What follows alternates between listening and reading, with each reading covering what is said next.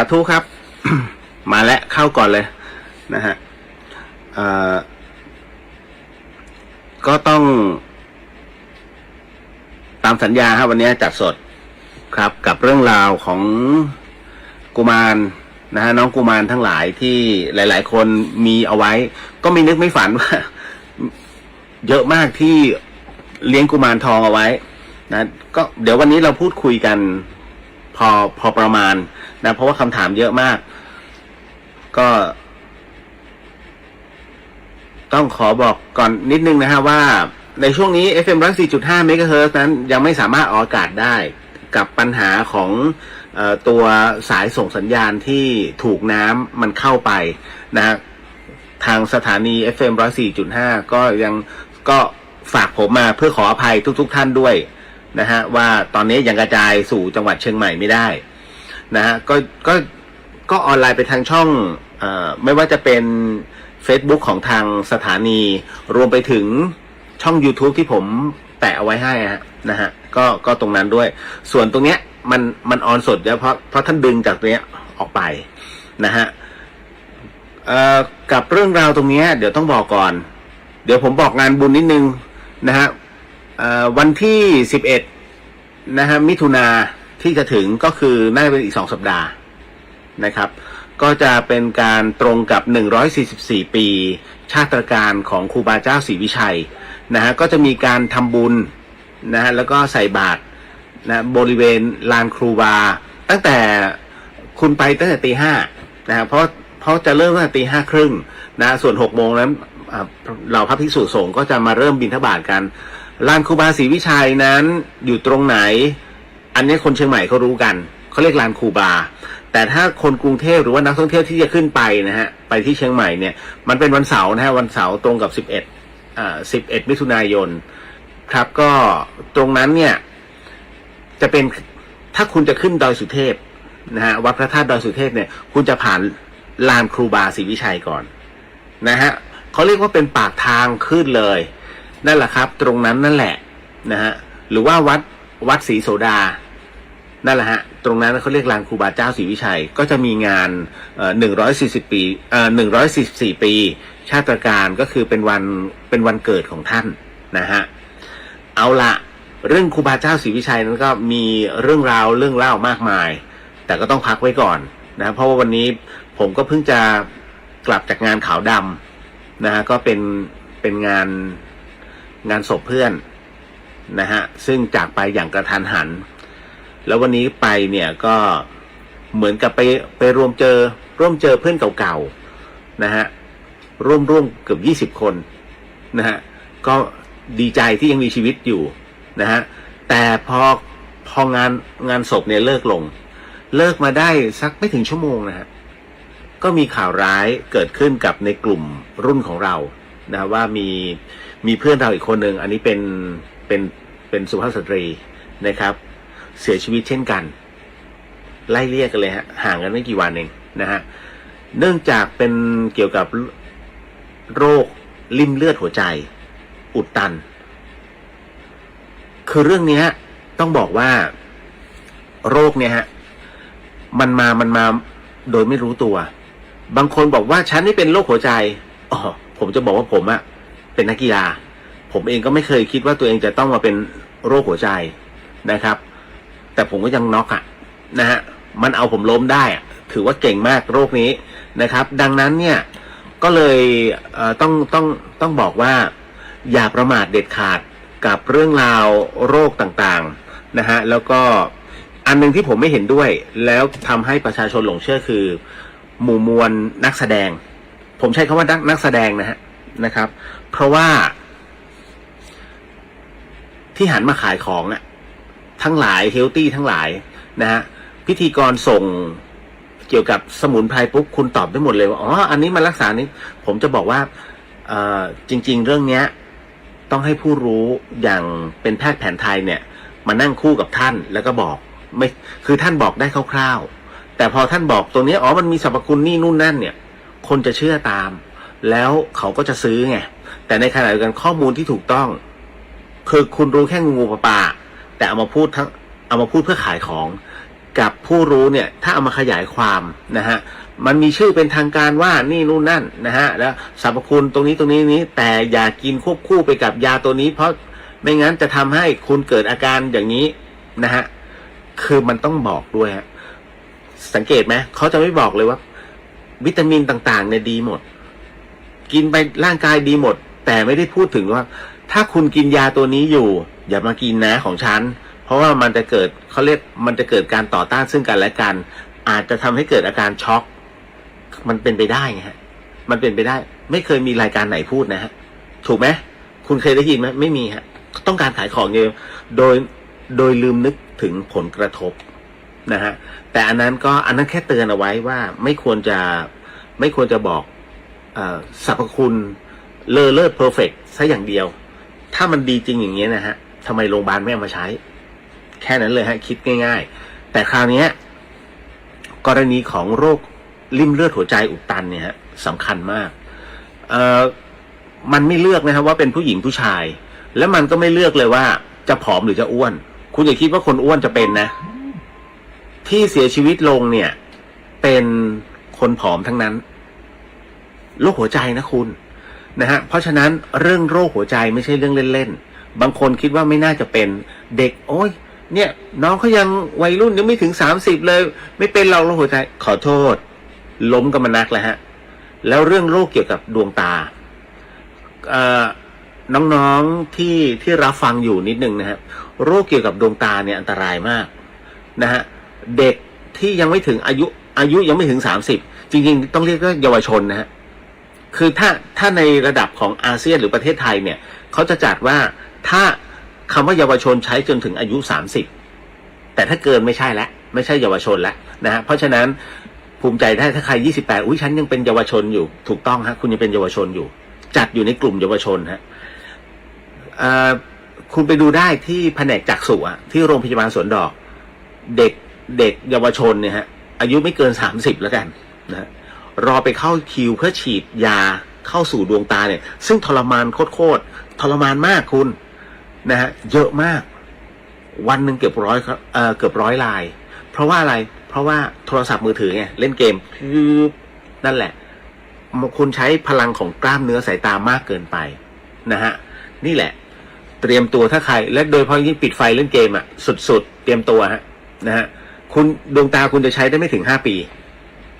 นะฮะเพราะฉะนั้นแสงสีฟ้ามันจะทำลายดวงตาต้องระมัดระวังนิดนึงนะฮะอันนี้ไม่ใช่เรื่องเล่นๆนะฮะคุณถึงกับอาจจะมันมี2 อย่างต้องเปลี่ยนเลนส์ตากับต้องฉีดคือคุณต้องทรมานอ่ะไปเรื่อยๆนะฮะเพราะมันต้องรักษาอาการภายในด้วยคุณไปถามจักษุได้นะอันนี้ก็เตือนไว้ก่อนนะครับสิ่งหนึ่งสิ่งใดก็ตามย้อนกลับมาทำบุญก่อน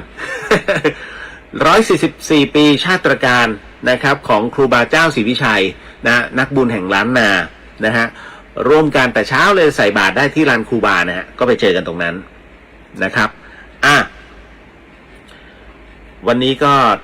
อย่างนี้ผมจะไม่ได้อาบน้ำฮะก็บอกกันตรงๆแล้วก็เพื่อนก็มาส่งไอเราก็คือผมจะเป็นคนที่ไม่รับประทานอาหารของงานศพนะฮะแต่ถ้าเขาส่งของให้จะเอามาเพื่อเอามาให้รปภที่คอนโด น้องออกไปนะฮะก็จะประมาณนั้นบังเอิญวันนี้รีบเกินนะฮะก็เลย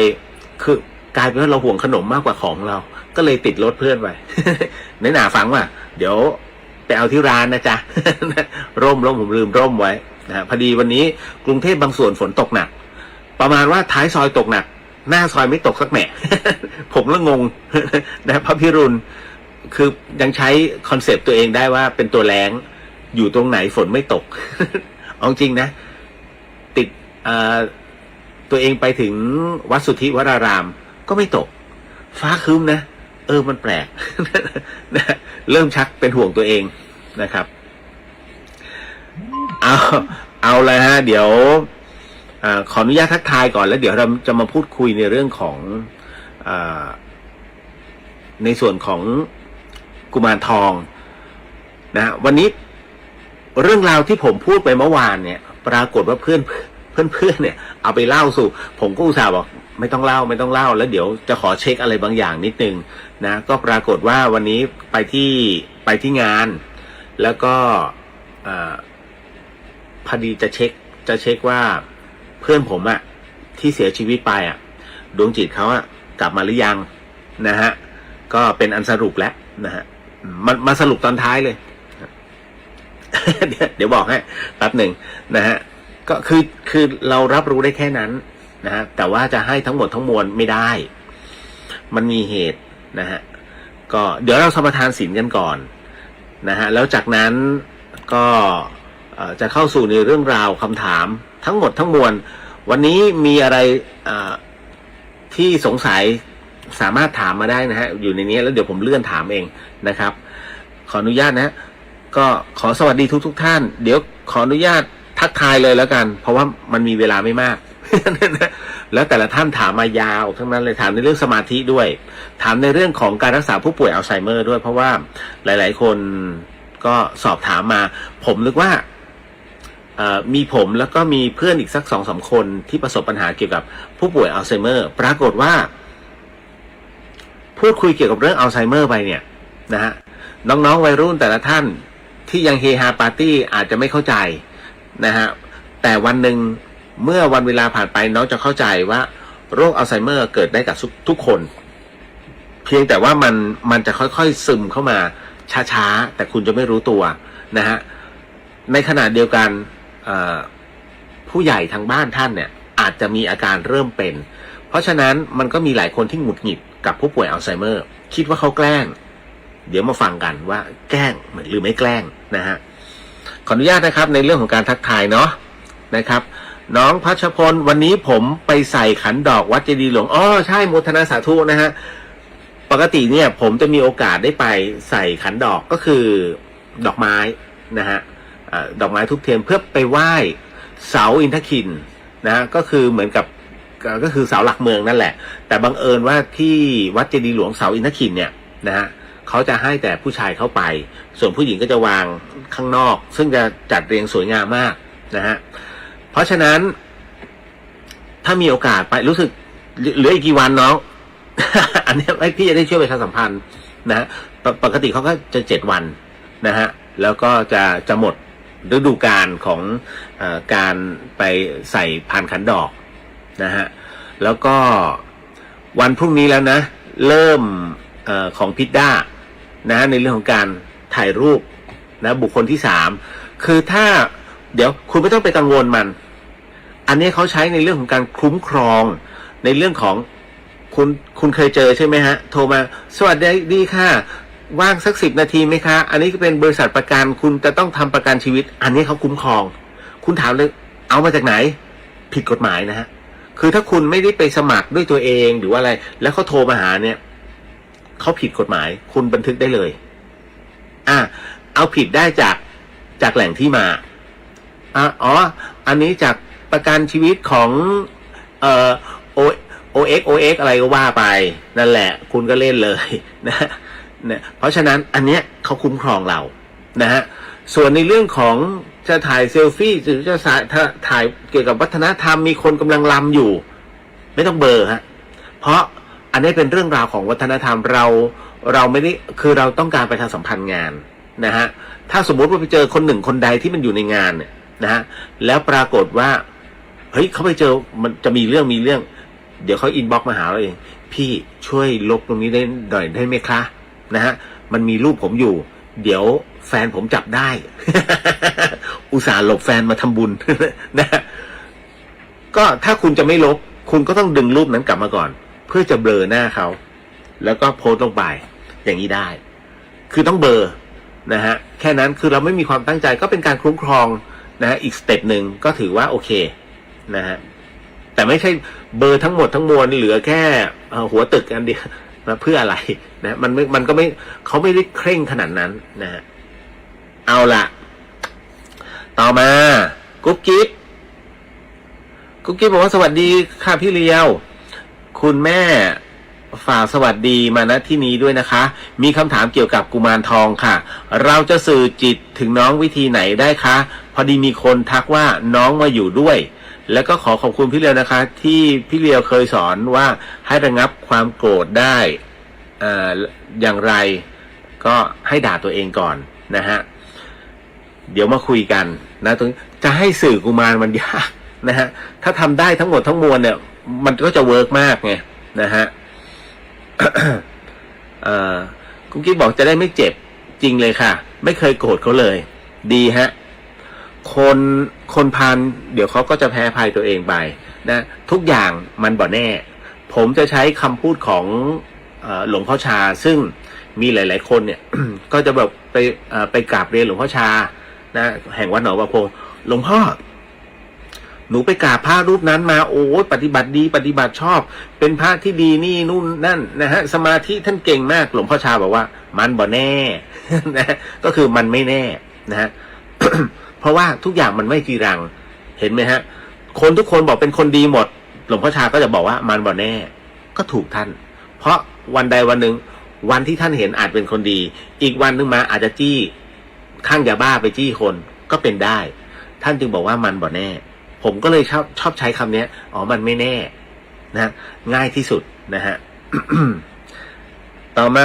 คุณปฐมพรสวัสดีค่ะสวัสดีครับนะฮะแล้วก็มาถึงนะฮะพี่สุนะครับพี่สุก็สวัสดีครับพี่นะครับฮึบนะคุณน็อปสวัสดีค่ะคุณเรียวแล้วก็ทุกท่านสวัสดีครับนะคุณสจีสวัสดีค่ะคุณเรียวสวัสดีครับผมน้องพัชพลบอกว่าวันที่2เป็นวันสุดท้ายว้าอีก2วันนะฮะชาวเชียงใหม่ท่านใดที่อยู่บริเวณด้านนอกนะครับแล้วก็อยากจะเข้ามาร่วมงานอินทขินนะฮะขอเชิญให้ที่วัดเจดีย์หลวงฮะวัดเจดีย์หลวงนะครับถือว่าเป็นอีกหนึ่งสถานที่สำคัญของจังหวัดเชียงใหม่คือไฮไลท์นะฮะพี่สุบอกสวัสดีค่ะน้องเลียวแล้วก็ทุกท่านสวัสดีครับพี่เสียดายงวดนี้ไม่ได้ไปตรังนะพี่ นะอุ้ยนะฮะต่อมานะฮะน้องหมอหนิงพี่เลียวไม่ได้ตอบน้องหมอหนิงนะฮะว่าคือยังไม่ได้รู้ว่ายังไม่ได้คำนวณวันว่าพี่เลียวจะผ่านชุมพรวันไหนนะฮะวันที่เท่าไหร่เดี๋ยวเอาไว้ขอคำนวณอีกทีนึงแล้วเดี๋ยวจะตอบไปเนาะนะครับ น้องหมอบอกว่า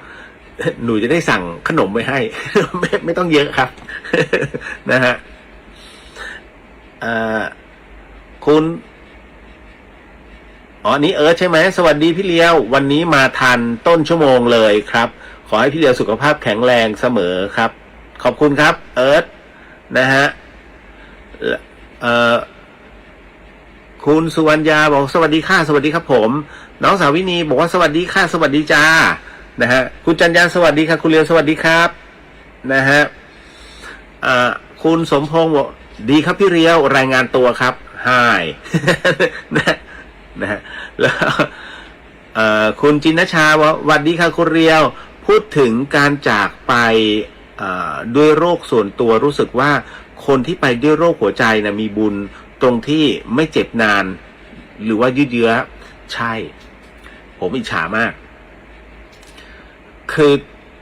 เรารับรู้ถึงอาการตัวคือผมจะบอกได้หมดไงว่าไออาการก่อนตายเฉ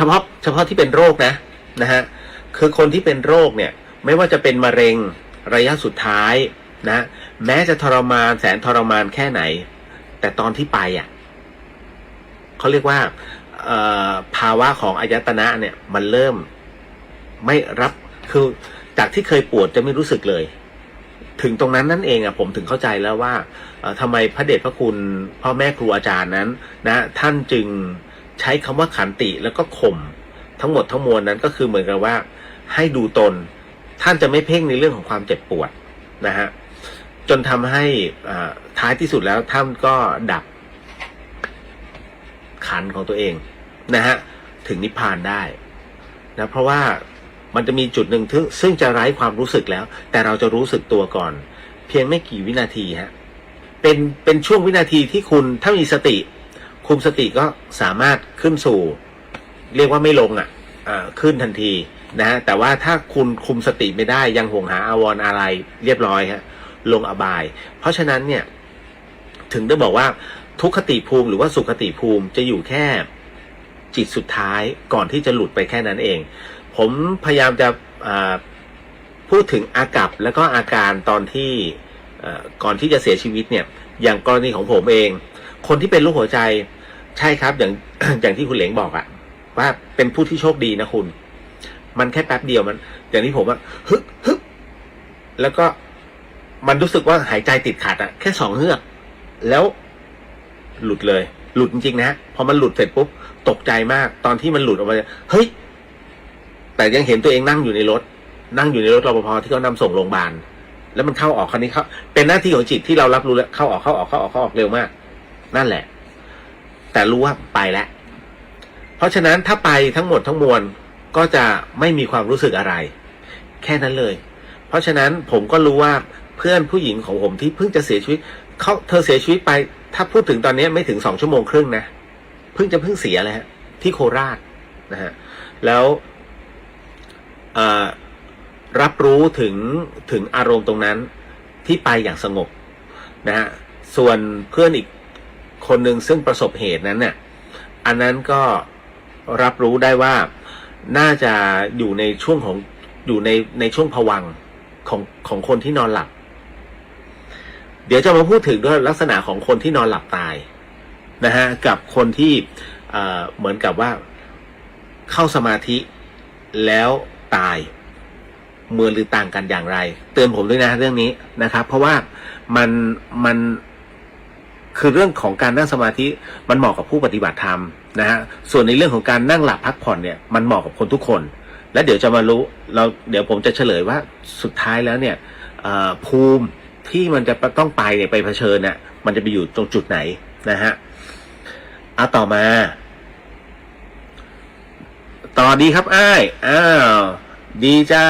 นะฮะน้องบ่าวนะฮะคุณกระแสบุญสวัสดีค่ะคุณเดียวสวัสดีครับผมพี่วรันทรสวัสดีค่ะคุณเดียวสวัสดีครับพี่นะฮะคุณปุณทิตาสวัสดีค่ะคุณเดียวดีใจจังแชทได้แล้วค่ะจริงเหรอ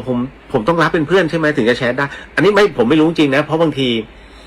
หลายๆท่านคือส่งมาที่ค้างอยู่ใน Facebook จะเห็นนะว่า Facebook ผมมันอยู่แค่ 4,600 จริงๆมันเต็มไปนานแล้วผมเคลียร์อวตารออกอวตารหมายถึงว่าเป็นเฟซปลอมซึ่งเอามาแปะไว้เฉยๆผมก็จะดูประวัติไงนะฮะบางท่านมี4 เฟซผมก็จะคัดออก3เหลือ1ก็จะดูเฟซอัปเดตของเขาแล้วคนที่มาใหม่เนี่ยผมก็จะดูก่อนว่ามีการเคลื่อนไหวไหมอยู่ๆบางทีมีแค่3 รูปอย่างเงี้ยผมจะไม่รับเพราะว่าก็กลัวประเภทมาแปะเหมือนเดิมนะฮะมันก็เลยโอ้ยตอนนั้นผมเหลืออีก2 คนน่ะครบ 5,000 รีบเคลียร์เลยต้องรีบเคลียร์ออกจนไล่หลอมาเนี่ยจนเหลือ4,600 นั่นนะฮะโหคือมันเป็นอวตารมาเป็น100อ่ะนะฮะคือมีประโยชน์มีผลประโยชน์แฝงไหม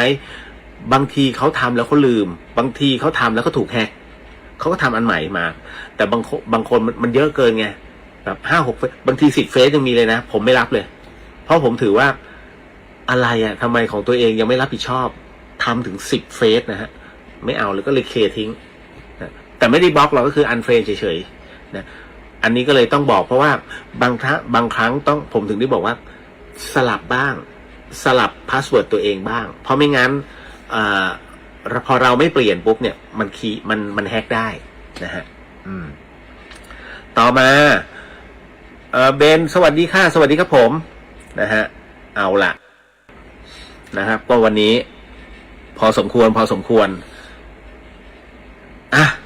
ขออนุญาตนะฮะเพราะว่าวันนี้เดี๋ยวจะพูดถึงเนี่ยมันก็มีเรื่องหลอนๆเข้ามาพอสมควรนะครับแล้วก็เรื่องของตรงนี้ด้วยในเรื่องของกุมารด้วยนะก็เดี๋ยวจะเล่าให้ฟังขออนุญาตเข้าศีลก่อนเนาะเพราะว่าศีลมันจะเป็นตัวบังคับให้เวลาผมเล่ามันจะอยู่ในกรอบมันจะไม่แตกแขนงออกไปเพราะมีข้อศีลมาครอบมาคุมเราแล้วนะเพราะไม่งั้นเดี๋ยวมันแตกไปเรื่อยเปื่อยเป็นเรื่องคนอื่นบ้างนี่นู้นนั่งจริงบ้างมั่วบ้างเดี๋ยวผมซวย นะเพราะฉะนั้นว่าไว้ก่อนนะแล้วก็เช่นกันนะทำไมถึงต้องว่าข้อศีลนะฮะ อันนึงมาจากว่าเราไม่รู้หรอกว่าวันนี้ทั้งวันเนี่ยเราผิดพลาดอะไรบ้าง อาจจะเฮ้ยเขาส่งเงินมาให้ซื้อของแต่เราลืมทอนนะฮะมันจะกลายเป็นอดินาไหมบางทีเขาไม่คิดมากนะฮะหรือวันนี้เดินไปเดินมาไปเดินเหยียบรังมดตายเป็นเบื่อไม่ได้ตั้งใจแต่บาปเปล่าเดี๋ยวค่อยว่ากันนะฮะเพราะเราไม่รู้ไงทั้งวันเนี้ยก็เลยสมทานใหม่นะฮะศีลขาดต่อศีลได้นะฮะง่ายๆเลยแต่ถ้าอะไรที่มันผิดพลาดไปแล้วเนี่ยบางทีมันก็ยากอย่างไปปานาเขามาเนี่ยจบเลยนะ นะฮะเรื่องกัญชา1 ต้นเนี่ยโอ้ยตายแล้วนะฮะอันเนี้ยเห็นคลิปแล้วก็เราก็ไม่อยากลงความเห็นว่าเป็นความผิดเจ้าหน้าที่คือถ้ายึดกฎหมายผิดนะฮะแต่ว่าถ้ายึดหลักในเรื่องของรัฐศาสตร์นะฮะอันนี้เจ้าหน้าที่ผิด 100% นะครับคือมันมีข้อกำหนดพอเห็นปุ๊บผมรู้เลยทันทีว่าคำว่าใช้ดุลพินิจกับเจ้าหน้าที่ประเทศไทยใช้ไม่ได้ถ้าลองเรื่องเล็กๆเนี่ยคุณยังตัดสินใจไม่ได้นะจบเลยเนี่ยฮะเป็นอย่างนี้ฮะก็ลองดูแล้วกันว่าใช้คำว่าแล้วแต่ดุลพินิจเจ้าหน้าที่ เดี๋ยวจะเกินเลยเอาใหม่สาธุท่านใดที่ไม่สามารถจะเอื้อนเอ่ยได้ก็ใช้จิตน้อมโมทนาตามแล้วกันนะสาธุครับนะโมตัสสะภะคะวะโตอะระหะโตสัมมาสัมพุทธัสสะนะโมตัสสะภะคะวะโตอะระหะโตสัมมาสัมพุทธัสสะนะโมตัสสะภะคะวะโตอะระหะโตสัมมาสัมพุทธัสสะพุทโธธัมโมสังโฆศีลข้อ 1ไม่ฆ่าสัตว์ศีลข้อ 2ไม่ลักทรัพย์ศีลข้อ 3ไม่ประพฤติผิดในกามศีลข้อ 4ไม่พูดเท็จศีลข้อ 5ไม่ดื่มสุราและของมึนเมาบัดนี้ข้าพเจ้าตั้งใจรักษาศีลแล้วบัดนี้ข้าพเจ้าคือผู้มีศีลข้าพเจ้าผู้มีศีลละอายต่อการทำความชั่วกลัวต่อผลของบาปกรรมข้าพเจ้าผู้มีศีลมีหิริโอตปะมีกายเป็นมนุษย์มีใจเป็นเทวดาเป็นมนุษย์เทโวเข้าถึงความเป็นสหายกับเหล่าเทวดาทั้งหลายณบัดนี้ข้าพเจ้าทั้งหลายขออดโทษลดกรรมที่ข้าพเจ้าประมาทพลาดพลั้งในช่วงวันนี้ลงในฉับพลันและขอให้กรรมดีที่ข้าพเจ้าหรือเรากัลยาณมิตรได้ทำไว้นั้นขอจงมาแทรกส่งผลบุญนี้ให้ข้าพเจ้าได้มีความสุขและประสบผลสำเร็จตลอดไปเถิดสาธุสาธุสาธุอนุโมทามิครับก็เสร็จแล้วนะลงไปเพื่อไม่ให้เสียเวลาก็มาพูดถึงเรื่องตรงนี้เลยแล้วกันฮะสวัสดีครับอาปูใช่ไหมนะฮะสวัสดีจ้าปูนะฮะก็อีก2 วันจะเผานะเผาหมูนะฮะแต่ผมไม่ได้ไปนะครับแล้ววันนี้ช่วงค่ำกุ้งเสียนะฮะอยู่ที่โคราชเนาะนะฮะก็เลยอันนี้บอกไว้ก่อนนะครับอันนี้เป็นเพื่อนๆกันนะที่เข้ามานะฮะคุณผู้ฟังครับอย่างกรณีเมื่อวานนี้ที่ผมเล่าเรื่องไปในเรื่องของกุมารนะฮะดังที่ผมขยายไว้ว่ากุมารทองเนี่ยหรือว่ากุมารเนี่ยนะฮะอาจจะถูกกับคนบางคนแต่มิใช่ทุกคนต้องเข้าใจนะฮะคุณจะให้ของ1 ชิ้นเนี่ยมาถูกใจคนทั้งหมดทั้งบ้านเป็นไปไม่ได้นะฮะยกเว้นว่าเมื่อเราจะเอามาบอกกล่าวคนทางบ้านก่อนถ้าคนทางบ้านยอมรับได้จบนะฮะเอามาเสร็จปุ๊บบูชาเป็นของส่วนตัวเลยตรงนี้แล้วบอกให้เคคัดเลยว่าตรงนี้นะฉันบูชาน้องกุมารไว้นะก็จะจัดพื้นที่ให้เขาก็ เป็นเอาว่าจบสิ้นฮะทุกคนรับรู้พอทุกคนรับรู้เขาเรียกจิตเนี่ยมันพร้อมที่ยอมรับได้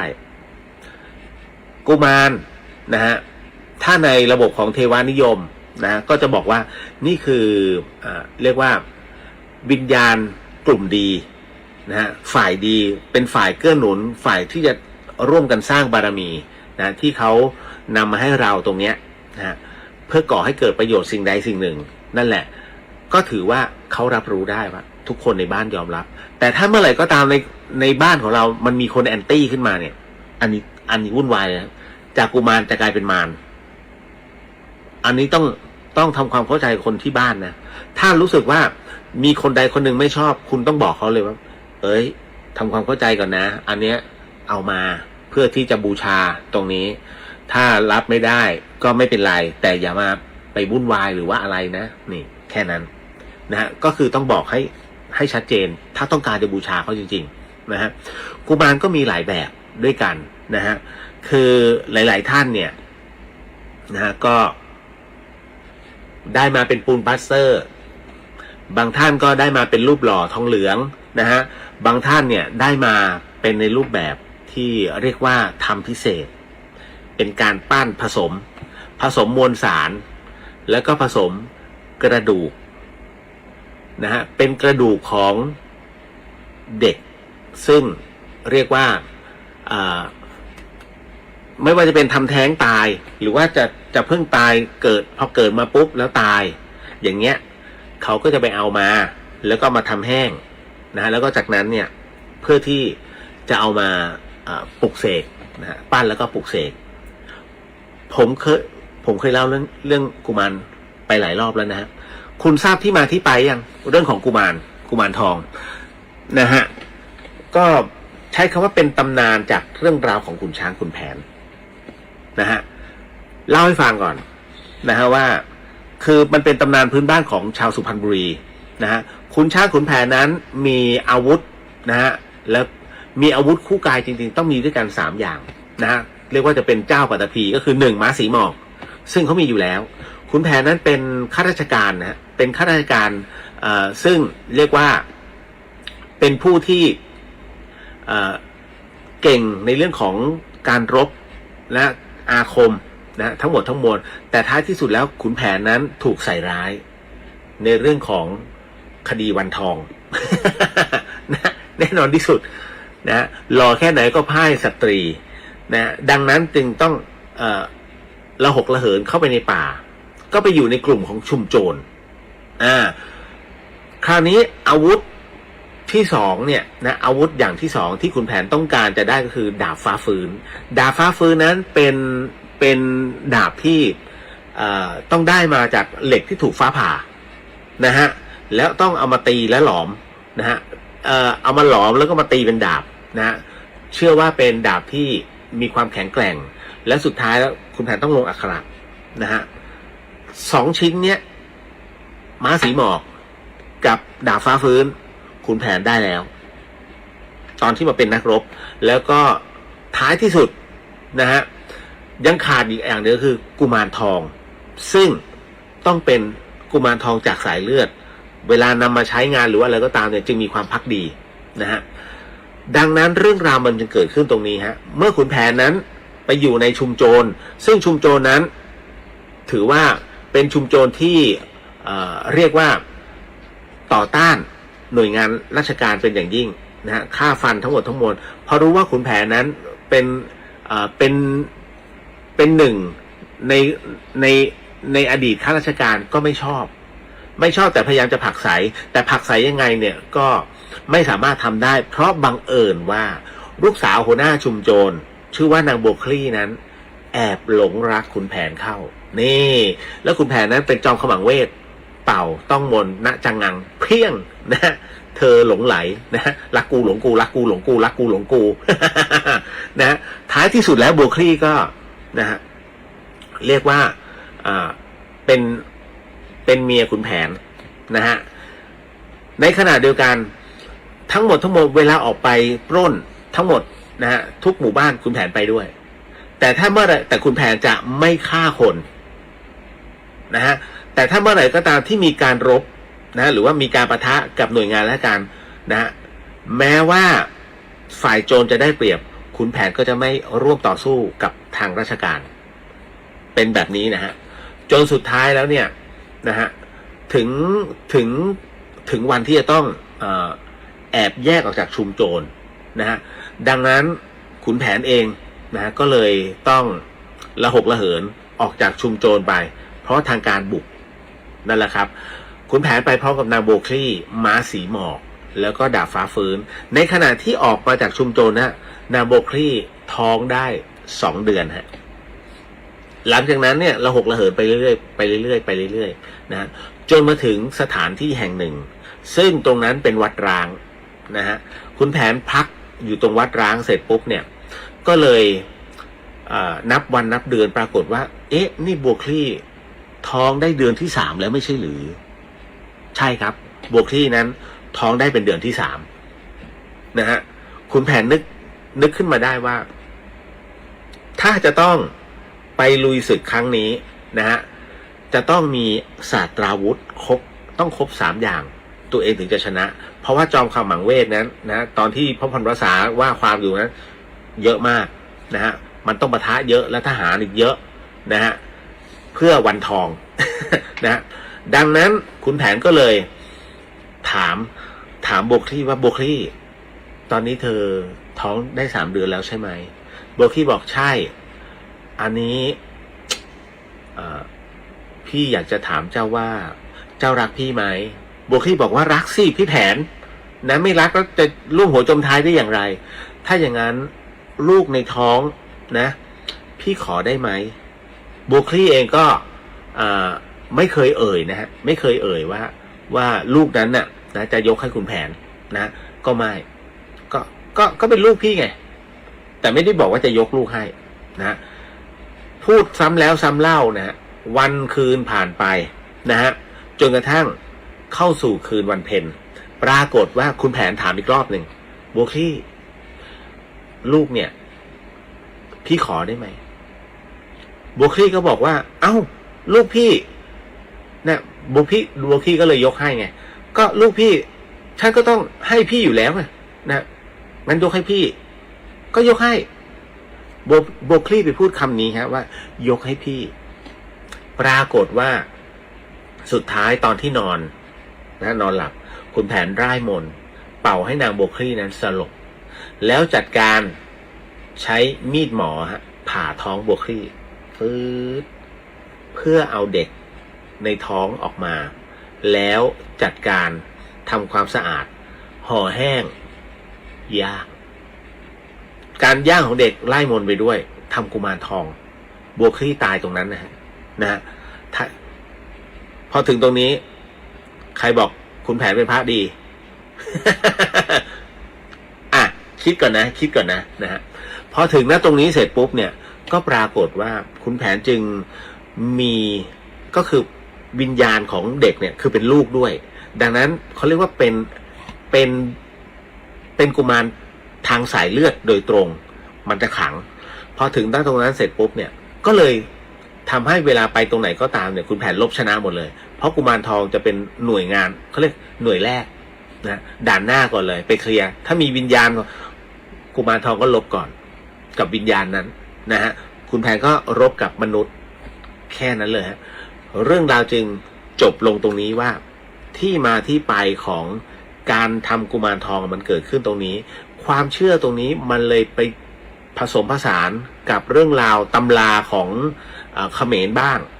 นะฮะมันจึงกลายเป็นถ้าจะต้องทำแบบนั้นมันจะต้องไปจำเรื่องนี้จะต้องใช้เด็กนั้นนี้คราวนี้คิดถึงเรื่องกระดูกผีใช้กระดูกผีเด็กแต่ลูกใครไม่รู้ไงนะดังนั้นมันก็เลยเกิดเรื่องราวตัวนี้ขึ้นมามากมายที่มาที่ไปอันนี้คืออีก1ประเภทนะเพราะฉะนั้นกุมารทองเนี่ยที่พูดมาเนี่ยมี3-4ประเภทด้วยกันนะฮะจริงๆมันยังมีผมจะไม่พูดถึงเรื่องหุ่นพยนต์นะฮะหุ่นพยนต์คือการเรียกใช้แล้วเอามาลงนะตัวหุ่นฟางเล็กๆที่คุณเห็นเป็นเรื่องเหมือนกับตุ๊กตาที่เขาแขวนเล่นๆอันนั้นคือเอามาทำเรียนแบบหุ่นพยนต์จริงๆถ้าหุ่นพยนต์ถ้าทำจริงขึ้นมาจะหนาวนะฮะอันนี้ก็เลย ไม่เราไม่พูดถึงพยนต์เอาแค่ตรงนี้ก่อนนะฮะเพราะฉะนั้นเนี่ยเรื่องราวของการบูชากุมารทองจึงเกิดขึ้นตั้งแต่นั้นเป็นต้นมานะฮะดังนั้นเรื่องราวของผู้ที่สะสมแล้วก็ไปประสบพบเจออย่างแจ็คจิลเนี่ยเขาก็มีเป็นร้อยๆนะฮะอันนั้นคือความศรัทธาส่วนตัวนะฮะก็จะมีอิทธิปาฏิหาริย์อะไรมากมายพอสมควรอย่างผมเองนะฮะก็ยังเจอเหตุการณ์ที่รถเหล็กอ่ะที่ไม่มีเหมือนกับว่าไม่มีแบตน่ะมันก็วิ่งเองฟืดบนชั้นเราก็รับรู้นะแล้วก็มีการมาเล่นอยู่บ่อยๆซึ่งอันนี้มันสัมผัสได้นะคือบางคนเคยเจอสถานการณ์แบบตุ๊กตาดิ้นเองได้หรือว่าตกเองได้หรือว่าเคลื่อนไหวเองได้นะฮะอันนั้นก็อีกส่วนหนึ่งนะฮะเป็นพวกถวายนะเป็นของถวายซึ่งขยับเองได้โดยที่เราไม่ได้ไปแตะต้องเลยมันก็มีอันนั้นโอเคนะแต่มันไม่โอเคกับคนที่ไม่เชื่อลบหลู่แล้วพยายามจะกลั่นแกล้งกุมารจะกลายเป็นมารทันทีอันนี้อันตรายนะฮะเพราะฉะนั้นเนี่ยเรื่องราวที่เกิดขึ้นกับเหตุการณ์ที่ผ่านๆมาผมก็เล่าให้ฟังไปแล้วนะฮะจากเรื่องราวเมื่อวานนะมันก็เลยเกิดเรื่องราวที่น่าใจหายนะฮะคราวนี้พอเล่าเรื่องนี้ไปเสร็จปุ๊บเนี่ยหลายๆท่านมีคำถามเข้ามามากมายครับเดี๋ยวผมก็จะเรียกว่าเลาะทีละเรื่องราวแล้วกันอย่างของพี่ปนัดดานะฮะอย่างของพี่ปนัดดาเนี่ยถามมาว่าพี่ไปแนะนำเพื่อนให้ปฏิบัติภาวนาเขาดีขึ้นนะน้องเดียวแต่พี่มีอาการปวดหัวมากหนักหัวมากปวดคอด้วยเพราะพี่ไปยุ่งกับกรรมของเพื่อนอันเนี้ยใช่ไหมคะจะบอกว่าอาการพวกเนี้ยนะฮะมันเป็นเรื่องของกรรมส่วนตัวไม่ใช่ไปดึงเอากรรมชาวบ้านเข้ามามันไม่อยู่จะไปแนะแล้วเราจะคิดว่าเราไปดึงกรรมชาวบ้านเข้ามามันก็ไม่ใช่นะฮะเราแนะนำหมายถึงว่าเป็นการบอกกล่าวทำไม่ทำเรื่องของเธอแต่ถ้าเขาทำเป็นเรื่องที่ดีไม่เกี่ยวกับเรานะฮะเพราะฉะนั้นเราไม่ให้เป็นผู้ที่มีวิชานะฮะคือพวกนี้มันจะรู้ว่าเรื่องตัวกรรมเรื่องจิตวิญญาณเนี่ยมันจะรู้ว่าผู้ใดคือผู้ที่มีวิชานะฮะเขาก็จะไปตรงนั้นนะฮะแต่เราแนะนำเพื่อความหวังดีไม่เกี่ยวกันนะในเรื่องของการปฏิบัติภาวนาสมาธิโอเคฮะนี้โมทนาสาธุนะพี่นะฮะอีกเรื่องหนึ่งก็คือเรื่องของกุมารค่ะ มีกุมารมาอยู่ด้วยการที่พระรูปหนึ่งท่านได้มาแล้วก็มีคนให้ท่านแล้วก็ร่างน้องเนี่ยอยู่กับลูกชายท่านแต่ท่านให้มาอยู่ดูแลพี่เพราะเป็นผู้หญิงตัวคนเดียวถ้าท่านมรณภาพไปแล้วก็รับพี่เป็นลูกบุญธรรมพี่ไม่เห็นน้องเขานะจึงไม่รู้ว่าเขาอยู่ไหมจึงเรียกกินบ้างลืมมากเรียกว่าลืมมากกว่าเพราะไม่รู้ว่าเขาอยู่ไหมแต่มีคนเห็นว่ามีเด็กเนี่ยตามนะแม้กระทั่งตามไปถึงปากช่องก็มีคนทักว่าน้องเขาเสียใจนะไปอยู่กับเขาเพราะแล้วบอกว่าอะไรเนี่ยเพราะก็มีอันนี้ไม่เข้าใจฮะเลยเป็นเพื่อนกันพี่ไม่รู้ว่าจะได้กลับมาไหมเขาจะได้กลับมาไหมเขาโดนบังคับไหมเพราะเขามีวิชาเขาชื่อก้อนทองจะเรียกเขาว่าน้องกรร่างเขายังอยู่กับลูกชายหลวงพ่อค่ะนะฮะช่วง2 เดือนนี้ตัวพี่เองหิวแต่ขนมเด็ก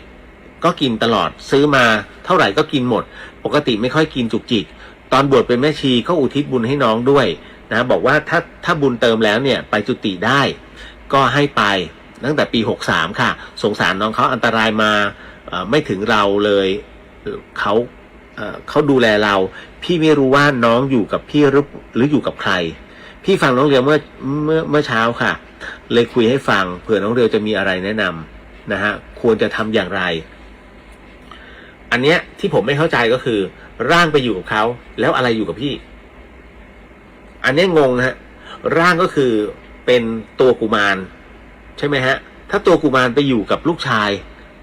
แล้วอันนี้ไม่เข้าใจนะฮะ ส่วนในเรื่องของถ้าสมมุตินะสมมุติว่าพี่มีอีกหนึ่งชุดนะเป็นชุดแท้ๆเป็นชุดสำรอง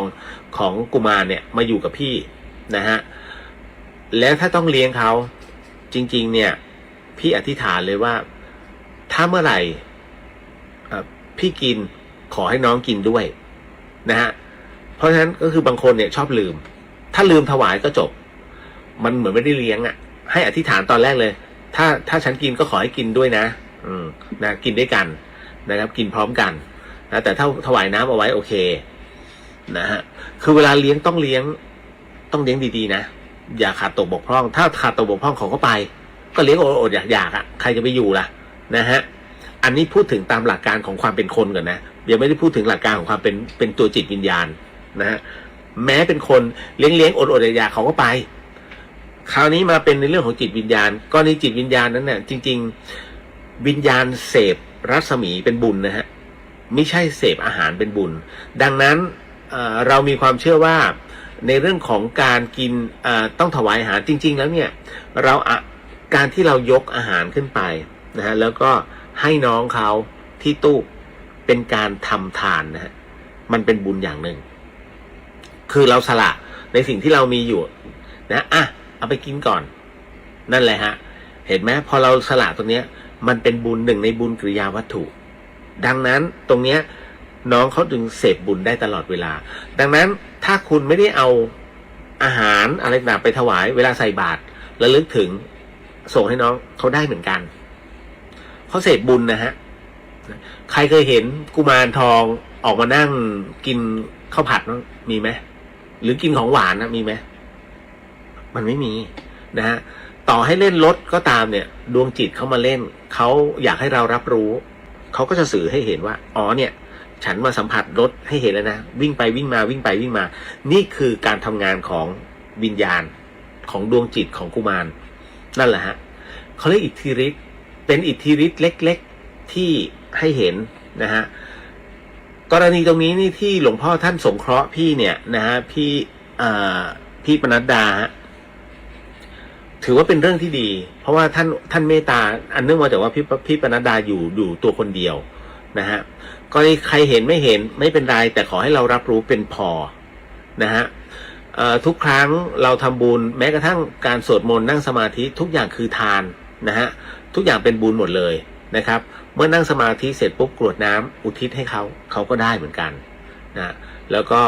ขนมนมเนยถ้าอยากจะให้เขาโดยที่เราไม่มีเวลาก็โมทนางั้นกินพร้อมกันเริ่มใหม่ได้ฮะนะฮะตั้งนะโมใหม่แล้วก็อธิษฐานในเรื่องของกุมารทองน้องก้อนทองเนี่ยนะถ้ายังคงอยู่ตรงนี้เรามาเริ่มกันใหม่น้องนั่นแหละฮะแล้วปกปักรักษาพี่แค่นั้นนะฮะทุกอย่างเริ่มใหม่ได้หมดเพียงแต่ว่าถ้าจะปล่อยเขาไปไม่รู้ว่าเขาถูกบังคับมันคงไม่ได้ถูกบังคับอะถ้าท่านให้มาอยู่แบบนี้นะฮะแล้วก็อะไรเนี่ยไปถ้าไปจุติได้ก็ให้ไปจุติแปลว่าตายจากความเป็นกุมารเพื่อจะไปขึ้นอีกชั้นหนึ่งบุญต้องถึง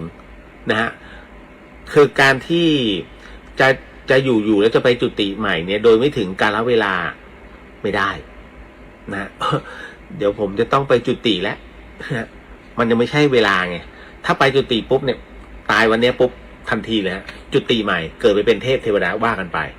นะฮะมันต้องถึงเหตุปัจจัยก่อนอันตรายมาไม่ถึงเราเลยสงสารน้องเขานะฮะ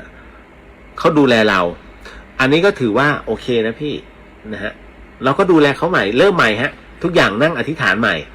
นะฮะ เอาละก็อันนี้ต่อไปแล้วนะฮะของพี่ปนัดดาผ่านไปต่อมาคุณณัฐศิษย์สวัสดีครับพี่เลียวพี่มดดามทักทายครับครับผมพี่นะฮะป้าแก้วสวัสดีค่ะคุณเลียวสวัสดีครับผมนะฮะอันนี้คุณลัสิตาสาธุนะครับสมาธิสอนอะไรสมาธิไม่ได้สอนอะไรฮะแค่นั้นเลย เอาจริงคุณคิดว่าคุณนั่งสมาธิคุณได้แหละไม่ได้อะไรเลยจริงๆฮะเงินก็ไม่ได้ลาภยศก็ไม่ได้นะฮะ ทุกสิ่งทุกอย่างไม่ได้ฮะแต่ได้ก็คือ ความสงบนะและความเป็นจริงที่เกิดขึ้นผมไม่ได้พูดเองผมลอกมาจากหนังเรื่องพระพุทธเจ้าซึ่งเป็นเรื่องจริงนะฮะเพราะฉะนั้นนั่งสมาธิไม่ได้อะไรเลย เอาจริงๆนะฮะ ต่อมาอยากรู้คำตอบไปดูนะฮะคุณต้องดูเรื่องพระพุทธเจ้าฮะนะมาถึงอีก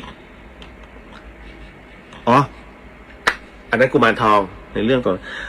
คราวนี้มาถึงวันนี้ก่อนวันนี้ได้ไปที่งานศพของเพื่อนนะฮะแล้วก็หลายๆคนพยายามจับจ้องผมเป็นคนที่ไม่ค่อยสนโลกนะครับก็เลย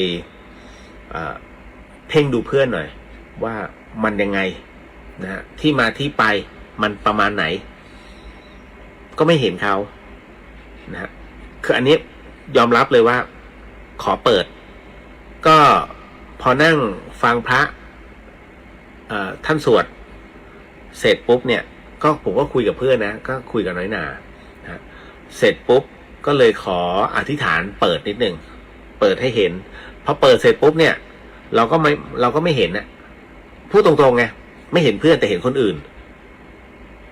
ถ่ายรูปหมู่อะไรเรียบร้อยเสร็จปุ๊บก็เลยรีบเดินออกมาข้างนอกเพราะรู้สึกไม่ดีนะฮะพอมันเห็นคนอื่นแล้วคนอื่นก็ต้องเห็นเรามันก็ต้องทำบุญไงเรื่องของเรื่องแต่เราพยายามไม่เห็นจะไม่เห็นก็จะเป็นช่วงเวลาที่เพื่อนๆบางคนเขาก็กลับกันแล้วมันก็เหลือผมเหลือไหนหนาแล้วก็เหลือปั้นนะครับที่อยู่ตรงนั้นเพื่อนชื่อปั้นนะฮะแล้วกับอีกคนนึงก็ชื่อไหนหนาผมมารถเพื่อนนะฮะแล้วคราวนี้ก็ปรากฏว่ายังมีกลุ่มเพื่อนผู้ชายก็มีใครวะมีแจ็คมีไม่กี่คนฮะยืนอยู่นั้นพร้อมกับอาป้าของเพื่อนผมก็เลยรีบกลับเดินย้อนมันช่วงเวลาแป๊บหนึ่งผมเห็นแล้วเฮ้ยมึงมานี่หว่าก็เลยรีบเดินไปที่รูปเพื่อนแล้วถ่ายรูปเลยนะฮะใช้กล้องมือถืออันเนี้ยถ่าย iPhone เนี่ยถ่ายคิดว่าจะติดมันไม่ติด เพื่อนผมจะไปไหนแป๊บคือเราก็ไม่กล้าบอกว่าเฮ้ยมันมา ก็เลยถ่ายตึ๊กแล้วก็ไม่ติดก็เลยเดินกลับพอดีวันนี้เพื่อนผมไอ้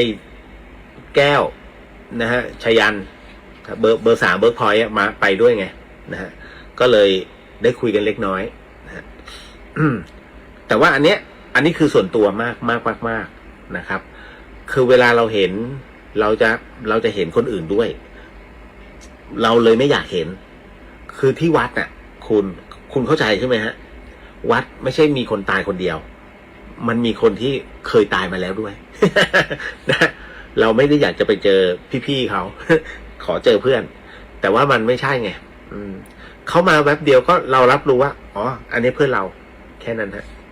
แล้วก็จางๆไปวิญญาณไม่ได้น่ากลัวอย่างที่คุณคิดนะถ้าสัมผัสได้ถ้ารับรู้ได้ก็พูดกันตรงๆนะฮะการผัสสะต่างๆเนี่ยคุณจะสามารถรับรู้ได้ตามอายตนะถ้าคุณไม่เห็นเป็นภาพเขาจะมาให้คุณรู้สึกได้ตามสภาพผิวเฮ้ยขนลุกว่ะอะไรอย่างนี้เป็นต้นนั่นหมายถึงว่าคำว่าขนลุกเนี่ยเกิดขึ้นกับผมตอนที่ไปงานขนหัวลุกนะฮะของรถไฟมักกะสันผมไปขนหัวลุกตรงต้นตะเคียนที่ทีมงานเขาคิดว่าเป็นเรื่องเล่นๆแต่พอเราไปอยู่ตรงนั้นเฮ้ยของจริงต้นตะเคียนต้นนี้ของจริงนะฮะก็เลยเข้าใจแล้วว่าทำไมจึงมีรองเท้าผู้หญิงเพียบเลยแล้วก็สบายเพียบเลยเพราะว่าพอเราไปยืนตรงนั้นแล้วมันสัมผัสได้จริงๆแต่ทีมงานของออร์แกไนซ์เขาไปนั่งสูบบุหรี่กันไปนั่งตรงนั้นใกล้ๆเหมือนกับผมก็นึกในใจเอาเหอะมึงทำเป็นเล่นเถอะนะฮะแต่เราเข้าใจตรงนั้นคือเนาะผมเป็นเหมือนพวกเขามาก่อนนะเป็นพวกที่อยู่ในอีเวนต์งานนะเป็นผู้กำหนดงานอีเวนต์รวมไปถึงเป็นผู้ที่อยู่วงการบันเทิงเพราะผมจะไม่เชื่อเรื่องประเภทนี้ จนวันนี้ทุกคนงงว่าทำไมเลียวนะผู้เคยที่ไม่เคยเชื่ออะไรทำไมแม่งเป็นอย่างนี้แล้วปลีกตัวออกไปเลยหักดิบจากโลกซีวิไลซ์กลับไปอยู่ในสิ่งที่เฮ้ยมันถอยหลังแทนที่มึงจะเดินหน้าเพราะผมมองว่าการเดินหน้าก็เป็นเรื่องที่ดีแต่มันไม่มีความสุขแต่ถ้าถอยหลังกลับมาพิจารณาเหมือนที่องค์พระสัมมาสัมพุทธเจ้าได้พิจารณาผมว่าความสุขมันมีเยอะผมไม่ใช่สุดโต่งนะฮะเพียงแต่ว่าพอเราตายปุ๊บแล้วเราฟื้นขึ้นมาผมรู้แล้วว่าสิ่งสำคัญที่สุดในชีวิตไม่ใช่เงินแต่มันคือความสุขที่เราควรจะหาทุกเวลาเพราะเราตายได้ทุกเวลาวันนี้เพื่อนผมเกิน5 คนพูดเรื่องความตายนะฮะ49-50พวกเนี้ยนะฮะคืออารมณ์ประมาณว่าคุยเรื่องความตายผมก็เลยบอกเนี่ยนี่คือสิ่งที่เราเริ่มรู้สึกกันได้แล้วใช่ไหมว่ามันเริ่มย่างก้าวเข้ามาแล้วเพราะฉะนั้นวันนี้ทั้งรุ่นเนี่ยยังเหลืออยู่อีก30 กว่าคนแต่วันหนึ่งทั้งรุ่นจะเหลือแค่คนเดียวแล้วมันก็จะหายไปเป็นสัจธรรมนะฮะนี่คือสิ่งที่มันเกิดขึ้นนะฮะคุณอย่าคิดว่าความตายโอ้ยยังฉันอย่าคิดอย่างนั้นพวกผมก็คิดแบบนั้นนะว่าเพื่อนคนเนี้ยยังไม่ควรกำลังคุยกันอยู่แต่ไปเลยฮะนะฮะแล้วมันทำอะไรไม่ได้ก็สรุปว่าตอนแรกผมคิดว่าเขาไม่น่าจะกลับมาได้กับจุดที่เกิดเหตุแต่วันนี้เห็นแล้วช่วงท้ายก่อนจะกลับเห็นมาแว็บหนึ่งก็โอเคเก็ตว่ามาแต่มันเหมือนไม่ได้มาคนเดียว นะฮะแค่นั้นแหละรับรู้ได้นะฮะก็เคลียร์ตรงนี้นะฮะอีกหนึ่งเรื่องราวเมื่อกี้เดี๋ยวที่คุณเหลงถามมาเดี๋ยวจะรีบไปนอนใช่ไหมนะฮะเพราะว่าติดสัญญากับแม่ชีนะฮะคำถามนะฮะก็บอกว่าถ้าคนขอโหสิกับผู้มีพระคุณทั้งที่ตนเองนั้นไม่ได้คิดว่าทำผิดอะไรคือแค่อย่างมากแค่พูดไม่เข้าหูนะฮะแต่เพราะไม่อยากให้ผู้มีพระคุณเป็นทุกข์จากการเครียดหรือว่างอนจึงตัดสินใจเข้าไปกราบเท้าขอโหสิแต่กลับถูกชักเท้ากลับแล้วก็ไม่พูดอโหสิให้จะถามว่าคนขออโหสิกรรมนั้นให้นั้นในฐานะที่ทำให้ผู้มีพระคุณนั้นไม่สบายใจแต่ก็ขออโหสิแล้วแม้จะไม่ถูกบอกให้อโหสิกลับมานะฮะอันนี้หมายถึงว่ายังไงฮะจะถามว่าคนขออโหสิกรรมคนขออโหสินั้นหมดกรรมนั้นไหมคำตอบคือเดี๋ยวจะบอกว่าที่คุณเหลงถามมาไม่ใช่คนแรกครับ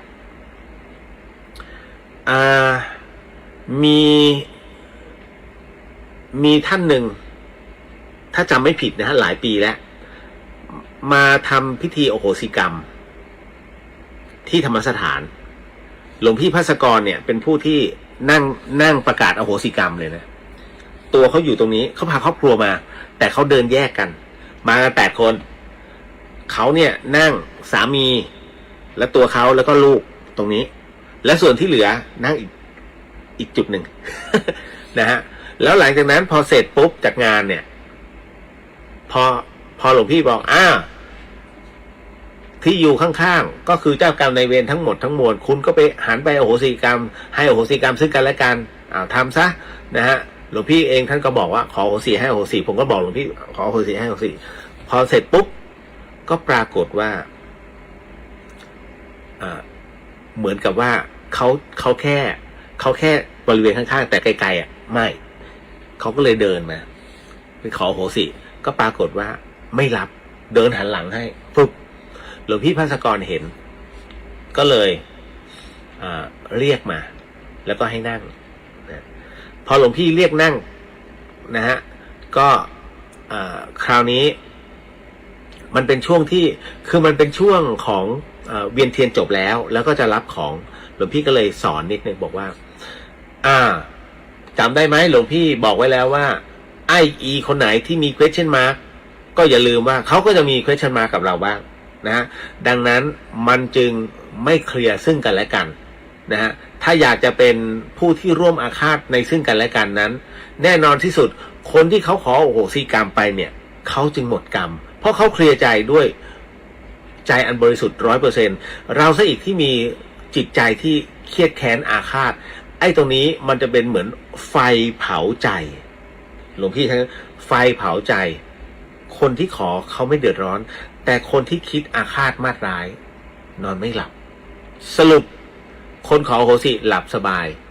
คนที่อาฆาตเครียดแค้นนั้นกับดิ้นทุรนทุรายจำแม่นมากเห็นไหมฮะเพราะฉะนั้นกรณีที่คุณเหลงถามนะฮะในส่วนตรงเนี้ยคำตอบคือผู้ที่ให้อโหสิผู้ที่ขออโหสิเนี่ยฮะเป็นผู้ที่มีจิตอันบริสุทธิ์นะฮะแล้วก็คำนึงถึงความที่เรียกว่ากระทำผิดนะฮะแล้วก็อยากให้เขาเกิดความสบายใจก็คือขออโหสิกรรมแต่ผู้ที่เขาเรียกว่ามีมานะตัวเป้งอยู่ในใจที่ไปเกาะไม่คิดว่าจะต้องง้อให้ถึงที่สุดถึงจะไม่ชักเท้ากลับอันเนี้ย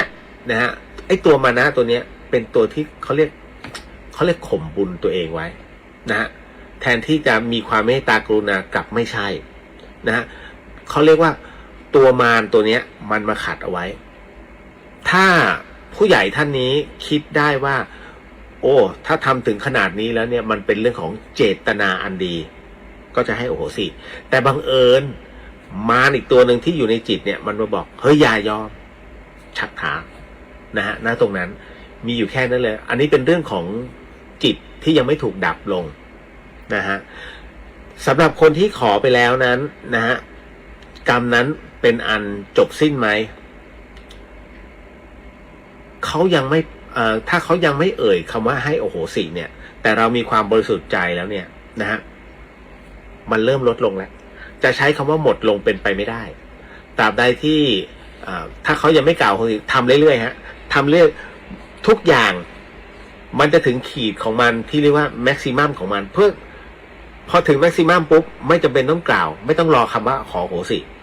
นะฮะเพราะว่าตัวกรรมมิใช่เป็นขนาดโหลยาวนะตัวกรรมที่ทำอาจจะแค่ครึ่งโหลเล็กๆแต่เมื่อขอโหสิไปเรื่อยขอโหสิไม่เป็นไรขอไปขอโหสิค่าเขากลับไปเรื่อยตัวบุญไปทบตึกจนถึง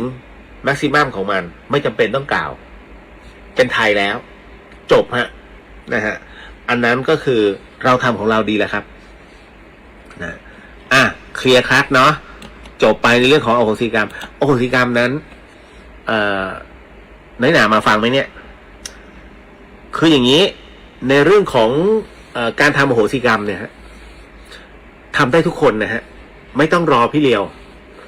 คือทำเองกล่าวเองไม่มีปัญหาแต่ถ้าทำโดยที่ตัวเองนำแล้วไปดึงของคนอื่นเหมือนกับไปนำคนอื่นเหมือนที่ผมอยากจะนำนะฮะต้องมีพระรับรองถ้ามีพระสงฆ์รับรองทำเลยมันเป็นเรื่องที่ดีจบนะฮะคุณมีผ้าเหลืองเป็นเกาะกำบังแต่ถ้าคุณทำโดยพละการก็อย่างที่บอกไว้ว่าพอไปดึงกรรมเขาเนี่ยแล้วพลังคุณไม่ถึงเนี่ยมันไปทอนพลังชีวิตเราไม่รู้หรอกว่ากรรมเขาหนักแค่ไหนอย่างที่เมื่อวานพูดถึงในเรื่องของกรรมไงนะฮะเพื่อนผมเป็นนักพยากรณ์ผมก็เลยบอกว่าเฮ้ยคนที่มึงทักเนี่ยแต่ละคนเนี่ยอันนี้ขออภัยนะเป็นการพูดคุยระหว่างเพื่อนคนที่มึงทักแต่ละคนมึงทักแต่พวกที่กรรมหนักๆทั้งนั้นเลยถูกไหมไอ้ที่แบบเดินเข้ามาโฉบเฉี่ยวเข้ามาพี่ดูให้หน่อยหมอคะดูให้หน่อยได้ไหมคะไม่ดูให้เพราะคนพวกเนี้ยดูแล้วโง่เฮงมันยังไปได้เยอะเพราะมันเสียกำลังนะคือนักพยากรณ์จริงๆเขาไม่ดูเพื่อมันเสียกำลังนะฮะแต่พอคนนี้อาการหนักปุ๊บมันทักเลยมันทักเฮ้ยไปทำอย่างนั้นไปทำบุญนะนี่นู่นนั่นคนที่ทักในเมื่อกรรมมันหนักทั้งหมดแล้วเขาผ่านพ้นกรรมตรงนั้นมาได้ถามว่าแล้วไอ้ตัวคนดูทำบุญมากน้อยแค่ไหนทำบุญเท่ากับตัวกรรมที่เขาหลีกเลี่ยงได้หรือเปล่าถ้าสมมุติทำถวายสังฆทาน1 กระป๋องอาหารเพลน้ำ1 แพ็คอยู่ไหมถ้าสมมติมันไปยิงคนตายมา4 คนอย่างเงี้ยนะฮะแล้วพอไปบอกลักษณะตรงนี้ไปเสร็จปุ๊บเขาเบี่ยงกรรมได้มันจะรับได้ไหมล่ะกับสังฆทาน1 กระป๋องคิดในทางกลับกันฮะถ้าเขาฆ่าพ่อฆ่าแม่ฆ่าเราฆ่าน้อง 4 ศพสังฆทาน1 กระป๋องข้าวเพล1 มื้อนะฮะน้ำ1 แพ็คให้อภัยไหมไม่มีทางเราไม่รู้ได้เลยฮะว่าตัวกรรมที่เราไปทำนายไทายทักว่ามันเท่ากับบุญที่คุณได้ทำหรือเปล่านะถ้าสมมุติว่าเพื่อนผมใฝ่ที่จะไปทำเรียกว่านาบุญอันสูงนะฮะเป็นพระสุปฏิปันโนไม่มีปัญหาแต่บังเอิญว่าเขาเป็นโต้โผในเรื่องของการอะไรนะเหมือนกับเป็นคณะกรรมการเกี่ยวกับเรื่องของการทำแท้งอ่ะผมเพิ่งมารู้วันนี้นะโอ้โหบอกอันนี้ไม่รู้ว่าบุญหรือบาปเพราะผมไม่ได้ถามรายละเอียดตรงนี้นะฮะมันก็เลยกลายเป็นว่าคือเรื่องประเภทเนี้ยเขาเรียกมันทอนกำลังพลังชีวิตฮะมันจะทอนลงนะคุณไม่ใช่ทอนขึ้นไม่มีนะฮะ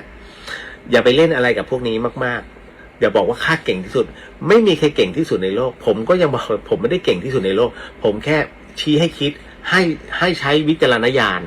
นะเรื่องราวที่ผมพูดนั้นเป็นเรื่องที่ผมจะเน้นเสมอว่าจงใช้หลักกลมาสูตรคิดว่าสิ่งที่ผมพูดแล้วถ้าพินิจพิเคราะห์พิจารณาแล้วเฮ้ยมันใช่อย่างที่ผมพูดแล้วไม่ทำมันเป็นกุศลอันนี้ควรจะเชื่อแต่ไหนที่อันนี้ไร้สาระนะกูก็ทำเนี้ยไม่เห็นเกิดอะไรขึ้นก็แล้วแต่มันได้หมดพระพุทธองค์ถึงได้บอกไงฮะแต่จริงๆแล้วอย่างวันเนี้ยจริงเมื่อวานเพื่อนผมถึงได้บอกสงสัยในเรื่องของศาสนาทุกศาสนาเนี่ยนะฮะว่าคีย์เวิร์ดของทุกศาสนาคือสอนให้คนเป็นคนดีถูกต้องแต่ศาสนาพุทธสอนให้มีเหตุผลผมค้าน ผมค้านมันก็งงไงนะฮะถ้าบอก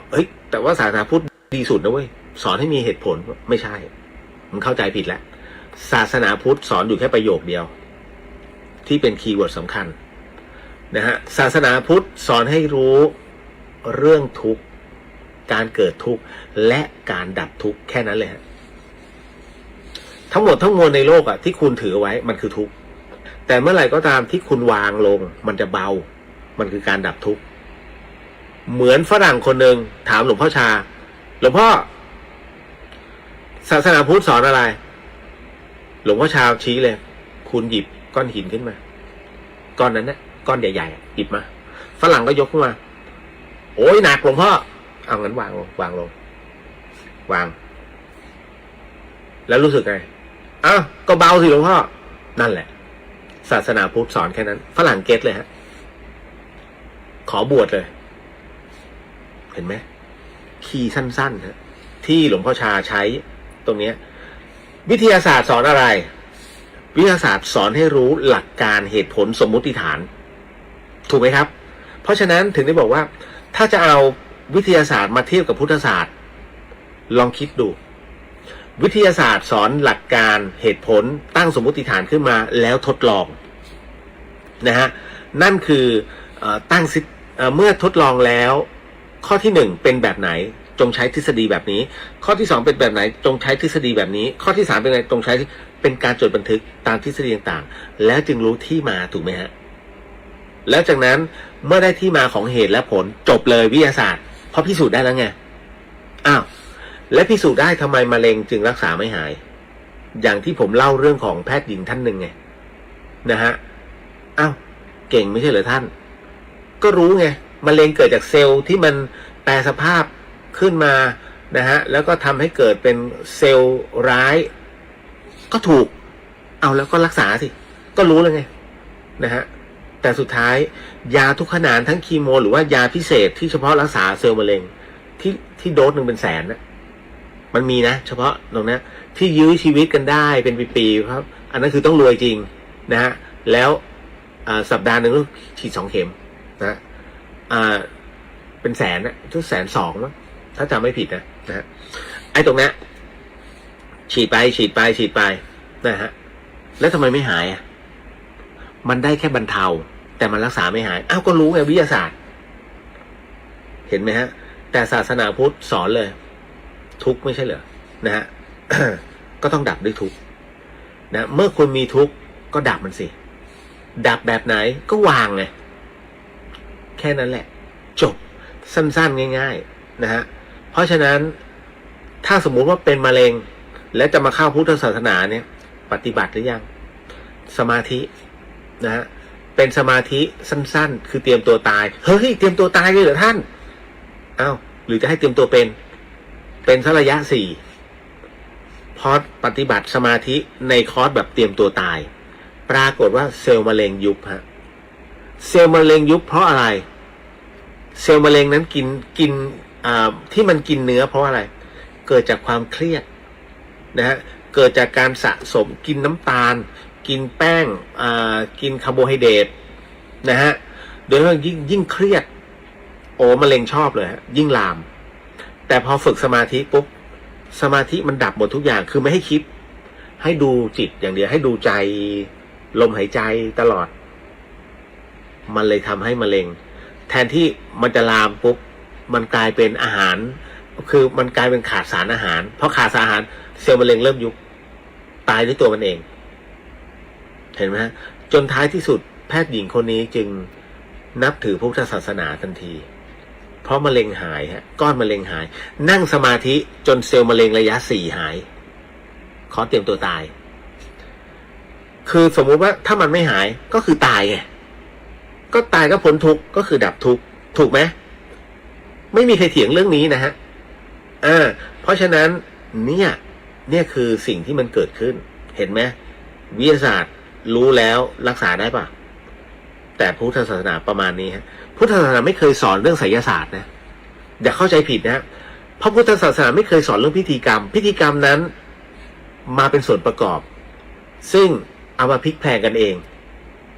มีไหมฮะในพระไตรปิฎกในพระวินัยในพระสุตตันตปิฎกหรือพระอภิธรรมเราควรจะประกอบพิธีกรรมเสริมบุญต่ออายุต่อดวงชะตาญาติโยมไม่มีทำกันเองนะฮะเพราะฉะนั้นจงเลือกที่จะศรัทธานะผมถึงจะพูดเสมอนะวัดฝายหินเนี่ยไม่เคยไปทำบุญต่ออายุให้ชาวบ้านนะวัดที่ออกสถานีเนี่ยฮะที่ออกอากาศอยู่เนี่ยวัดฝายหินไม่เคยนำเสนอ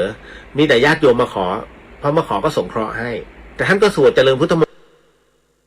นต์ให้ตามปกติเนี่ยแต่หนักไปเรื่องของพลังสมาธิวัดฝายหินเนี่ยฮะเอาจริงนะข้อหนึ่งของวัดฝายหินคือพระปฏิบัติแต่คนไม่รู้เป็นมหานิกายนะฮะส่วนที่เหลือก็คือเป็นผู้ที่เดินตรวจสอบโตเต๋เท่านั้นนะเขาเรียกอยู่ใกล้ๆแต่ไม่ค่อยรู้จัก อยู่เป็นวัดที่ใกล้เมืองคือต้องเป็นวัดที่จงใจไปวัดฝายหินนะฮะหลังมชฮะก็เป็นอีกหนึ่งเรื่องราวนะครับคุณชุลีพรขอสอบถามวิญญาณที่ยังไม่ได้ไปเกิดเขาทำบุญทำสมาธิได้เองโดยตรงไหมคะหรือแบบตกนรกได้ทำบุญฟังธรรมได้บุญทุกวันพระใช่ไหมคะไม่ใช่ครับคืออย่างนี้มันมีเดี๋ยวจะแยกเป็นอย่างนี้นะฮะหลวงปู่ดูพรหมปัญโยเนี่ยท่านบอกเอาไว้ว่าการทำบุญ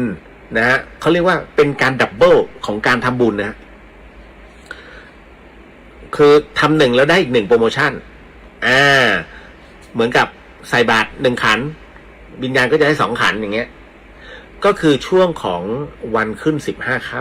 ำนะฮะเอางี้7วันแรกของการเสียชีวิตทำบุญปุ๊บนะฮะถ้าบุญถึงพร้อมขึ้นเลยเพราะช่วง7วันแรกนั้นเขาเรียกว่าเป็นช่วงของนิรยบาลนะฮะยังไม่จับตัวไปไหนปล่อยให้วิญญาณนะกลับบ้านไปก่อนนะให้ไปบอกกล่าวในรูปแบบใดแล้วแต่เลยแต่คงไม่ใช่มาปรากฏตัวให้บุ๋ยไม่ใช่ฮะนะก็จะมาในรูปแบบต่างๆหลังจากนั้นเสร็จปุ๊บเนี่ยวิญญาณเขาจะเริ่มเดินทางแล้วเป็นการเตรียมตัวเดินทาง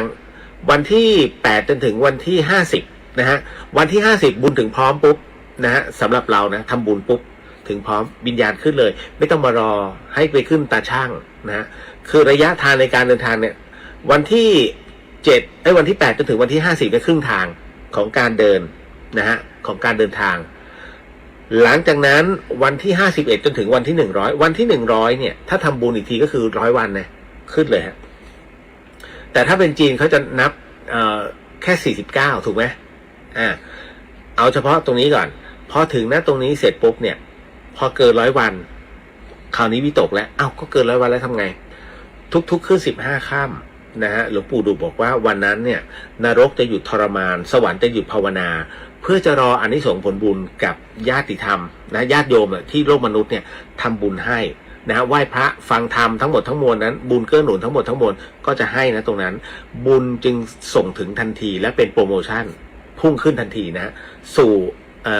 สุคติภูมินะฮะแต่คราวนี้วิญญาณที่ยังไม่ได้ไปเกิดต้องถามก่อนว่ารับรู้ได้อย่างไรว่าเขายังไม่ได้ไปเกิดนะฮะเขาสามารถทำบุญแล้วก็นั่งสมาธิเองได้ไหมทำบุญเองไม่ได้นะฮะถามเนี่ยทำยังไงวิญญาณทำบุญไม่ได้ฮะมันไม่มีเนื้อหนังมังสาแต่จะมาบอกกล่าวทำบุญหน่อยสิทำบุญหน่อยสิเขารอบุญจากเราเพราะวันนี้เรายังมีเนื้อยังมีหนังจะมีกำลังนะยกหัวนะฮะขันข้าวนะครับยกถวายตัก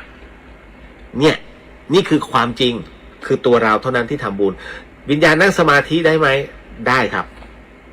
ก็ยกตัวอย่างไปแล้วอย่างแม่นาคพระโขนงวิญญาณนางนาคไงตอนที่สมเด็จโตให้นางนาคนั้นทำสมาธิเพื่อจะให้วางอุเบกขาด้วยจิตอันที่มีความรักความห่วงหาในมากจำได้ไหมฮะตอนนี้ท่านบอกเลยว่าวางใจนะวางอุเบกขานะเมื่อวางลงแล้วนะฮะจิตอันเป็นกุศลก็จะทำให้แม่นาคนั้นจะติดตามรูปไปทุกที่ใช้คำว่ารูปนะพระสมัยก่อนไม่ใช่คำว่าอาตมาจะติดตามรูปไปทุกที่เวลาอาตมาทำวัดเช้าทำวัดเย็นโยมก็จะได้บุญตรงนั้นด้วยนางนาคนั้นนั่งพิจารณานะฮะดวงจิตของตัวเองนั่งพิจารณาก็คือนั่งภาวนานั่งสมาธิเมื่อพิจารณาเสร็จแล้วปุ๊บจากรูปร่างที่น่ากลัวนางนาคจึงกลับกลายเป็นรูปร่างเหมือนนางงามเลยครับกลับมาสวยเปล่งปลั่งเหมือนเดิมแล้วเป็นดวงวิญญาณที่ติดตามสมเด็จโตไปทุกที่ทุกแห่งนะเพราะฉะนั้นตรงนี้วิญญาณติดตามสมเด็จโตไปจริงหรือเปล่าถ้าอันเนี้ยนะถ้าตามตำรานะฮะตามบันทึกที่เขียนเอาไว้นะฮะตรงเนี้ยต้องบอกว่ามีครั้งหนึ่งที่สามเณรรูปหนึ่งนะฮะนอนเขาเรียกว่าใช้คำว่าวิ่งแล้วกันนะเนรวิ่งได้พระห้ามวิ่งมีอยู่ครั้งหนึ่งที่สามเณรรูปเนี่ยฮะวิ่งไปเคาะเรียกสมเด็จโตสมเด็จบอกขัวโตนะฮะ ช่วยผมด้วยผีแม่นาคมากวนผมนะฮะเสร็จปุ๊บสมเด็จโตก็เดินออกมาจากห้องก็เลยเรียกออกมาสินาคว่ายังไงไม่ได้จึงปรากฏตัวขึ้นนะฮะสมเด็จโตจึงสอบถามความเป็นมาเป็นไปจากวิญญาณแม่นาคถามว่าทำไมไปแกล้งสามเณรจริงหรือเปล่าแม่นาคบอกว่าก็เอ็นดูเห็นว่าสามเณรนั้นท่องตำราแล้วนั่งสับพงกก็เลยหยอกเล่นเพื่อจะได้อ่านหนังสือนะฮะถึงตรงนั้นเองเนี่ยสมเด็จท่านก็เลยเตือนแม่นาคว่าอย่าทำอย่างนั้นนะฮะก็เป็นการเตือนสุดท้ายนาคก็หายไปสามเณรรูปนั้นไปสอบประเรียนแม่กลองบาลีสนามหลวงท้ายที่สุดแล้วก็เป็นสมเด็จพระสังฆราชหนึ่งใน19 รูปของแห่งกรุงรัตนโกสินทร์สามเณรรูปนี้นะต่อมานะครับอันนี้ก็ครบถ้วนกระบวนความนะฮะสวัสดีครับลิลลี่หายไปนานนะครับนิดนึงเอาละฮะต่อมาคุณณัฐศิษย์สวัสดีครับพี่เบียร์สวัสดีครับนี่ไปแล้วนะเราทักกันบ่อยไปแล้วสวัสดีครับสวัสดีครับผม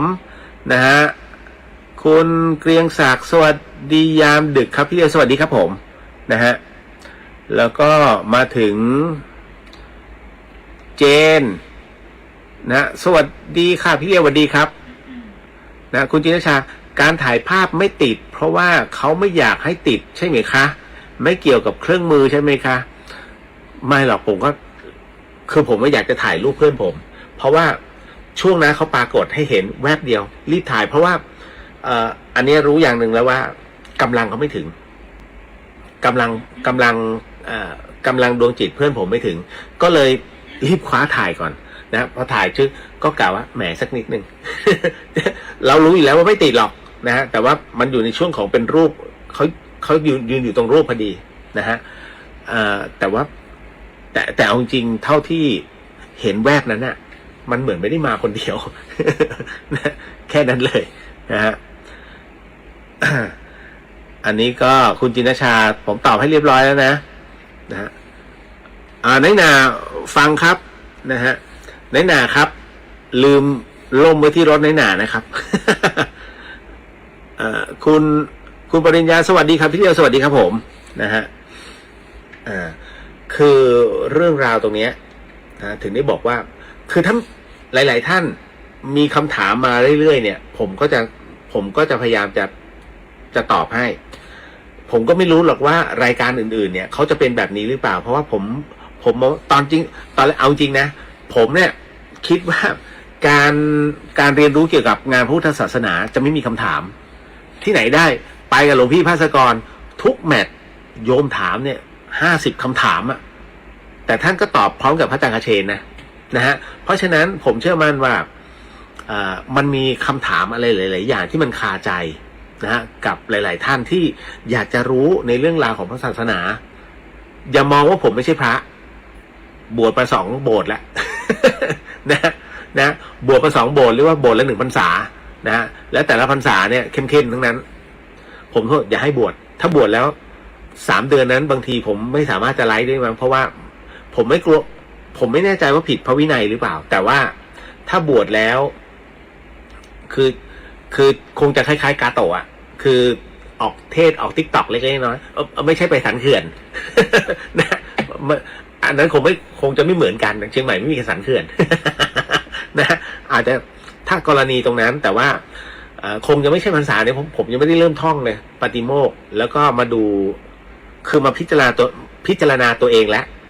ไม่น่าทันพรรษานี้คิดว่านะครับก็เข้าใจหลายๆท่านที่มีเจตนาบอกแล้วดิฉันขอจองตัวนี้ใจเย็นๆนะฮะมันยังมีเขาเรียกว่าภารกิจที่ยังต้องทำอยู่แต่ปีหน้า 100% เพราะว่ามันเขาเรียกได้เลิกตามสัญญานะฮะมันจำเป็นมันจำเป็นต้องบวชแล้วเพราะถ้าไม่บวชผมไปแน่ๆ น่าจะไปแบบกับเพื่อนที่เพิ่งไปนะฮะต่อมาก็มีน้องถามมาว่าศาสนาพุทธเรานั้นแบ่งเป็นกี่ประเภทกันแน่ครับเห็นมีหลายแขนงเหลือเกิน ปวดหัวใช่ไหมผมก็ปวดหัว ปวดหัวใช่ไหมครับยังสงสัยใช่ไหมฮะว่าเฮ้ยตกลงศาสนาพุทธเรามันยังไงวะ ถูกไหมฮะง่ายๆคืออย่างนี้ถ้าพูดถึงนะฮะในสมัยก่อนเนี่ยศาสนาพุทธของเราเนี่ยเขาแบ่งเป็นฝ่ายเหนือฝ่ายใต้ของเราเนี่ยคือฝ่ายใต้นะ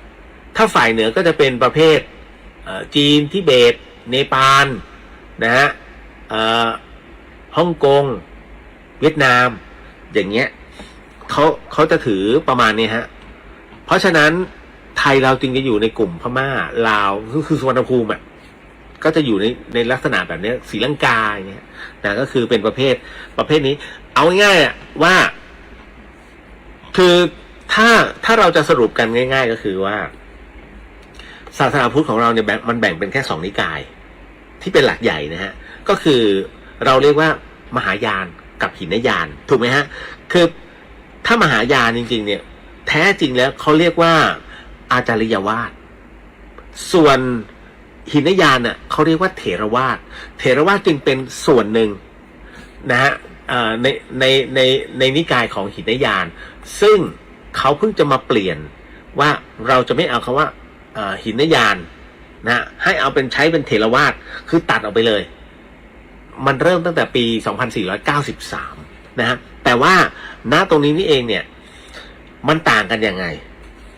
นะฮะคือถ้าเป็นมหายานเนี่ยเขาเรียกเป็นสายโพธิสัตว์อยากจะ คือมันเกิดขึ้นเพราะคนกลุ่มหนึ่งที่เขาเรียกว่าอยากจะปฏิบัตินะฮะแล้วให้มันให้มันถึงความเป็นอรหันต์แต่พอใกล้จะถึงเสร็จปุ๊บหยุดตัวเองแค่ตรงนั้นฮะหยุดแค่ตรงนั้นมาคิดใหม่ว่าเอ๊ะทำไมเราต้องไปแค่คนเดียวล่ะแล้วทำไมเราไม่เอาคนอื่นไปด้วยล่ะดังนั้นเราควรที่จะพาคนอื่นไปเยอะๆไปสู่พระนิพพานจึงคิดว่าเรายังไม่เป็นอรหันต์ดีกว่านะก็คือโปรดทั้งหมดทั้งมวลนะดังนั้นตรงนี้นี่เองนะฮะจึงเป็นเขาเรียกว่าเป็นเรือลำใหญ่ที่คอยต้อนผู้คนน่ะไปจนถึงฟากฝั่งนะฮะแต่ตัวเองนั้นเดี๋ยวรอนิพพานเป็นคนสุดท้ายซึ่งเมื่อไหร่ถูกไหมฮะนี่คือสายโพธิสัตว์นะฮะแต่ถ้าเป็นสายหินยานหรือว่าสายเถรวาทเอาง่ายๆเป็นสายเถรวาทนั้นเนี่ยเอาจริงๆแล้วณตรงเนี้ย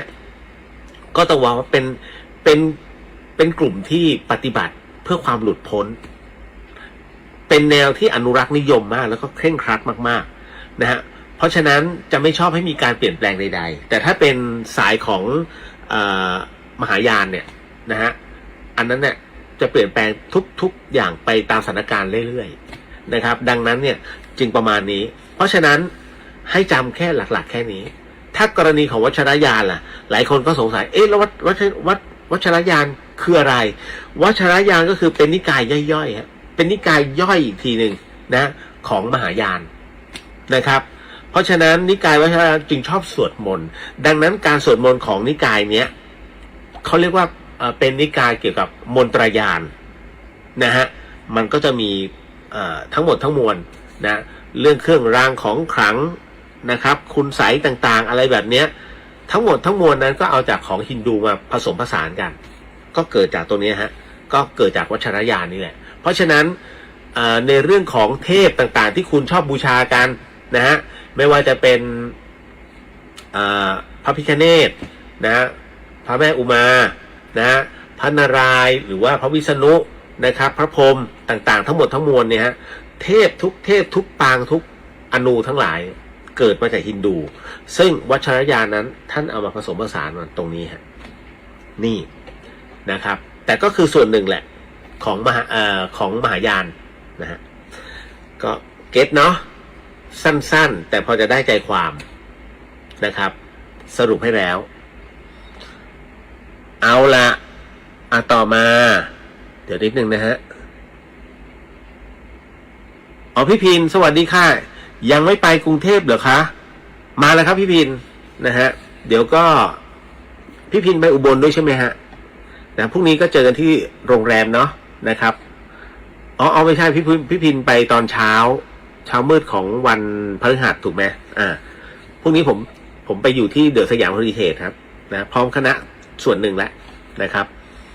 แต่เดี๋ยวก็ผมอาจจะไปหาเพื่อนอีกรอบหนึ่งที่วัดสุทธิเพราะมันอยู่ใกล้กัน นิดเดียวนะฮะ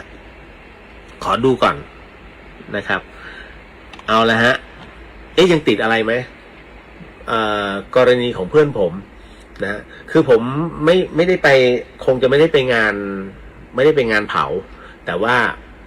แค่วันนี้ก็รู้อะไรพอสมควรแล้วนะฮะเขาที่ผมติดตั้งแต่ต้นชั่วโมงว่า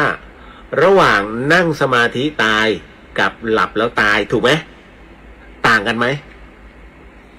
คนที่นั่งสมาธิเนี่ยนะฮะจิตนั้นเรียกว่าอยู่ในช่วงของการภาวนานะครับแล้วก็อยู่ในภวังค์อยู่ในช่วงของความเป็นอนัตตาคือมันว่างมันเงียบมันทุกอย่างเนี่ยมันคือความว่างทั้งหมดแหละเพราะว่าเข้าสมาธิแต่เข้าสมาธิเนี่ยก็ยังต้องรู้นะตามลมหายใจไม่ให้นั่งสับพงกกูมีสมาธิอันนั้นไม่ใช่ไม่ได้สมาธิเลยนะฮะเพราะฉะนั้นเวลานั่งสมาธิเสร็จปุ๊บเนี่ยต้องรู้ลมหายใจต่อให้คุณทำอะไรก็แล้วแต่มันมีสมาธิอยู่ในลมหายใจทั้งหมดทั้งมวลแล้วคุณจะรู้ว่าสมาธินั้นเนี่ยนะฮะมันสอนหลายๆอย่างมากนะฮะพอถึงตรงนั้นเสร็จปุ๊บสมมุติกรณีหนึ่งซึ่งมันถึงจุดที่เราต้องไปแล้วเข้าสมาธิแล้วไปเป็นเรื่องที่ดีฮะ นะฮะถือว่าจิตนั้นมีความพร้อมครูบาอาจารย์หลายรูปนั้นเข้าสู่ในช่วงของจะต้องละสังขาร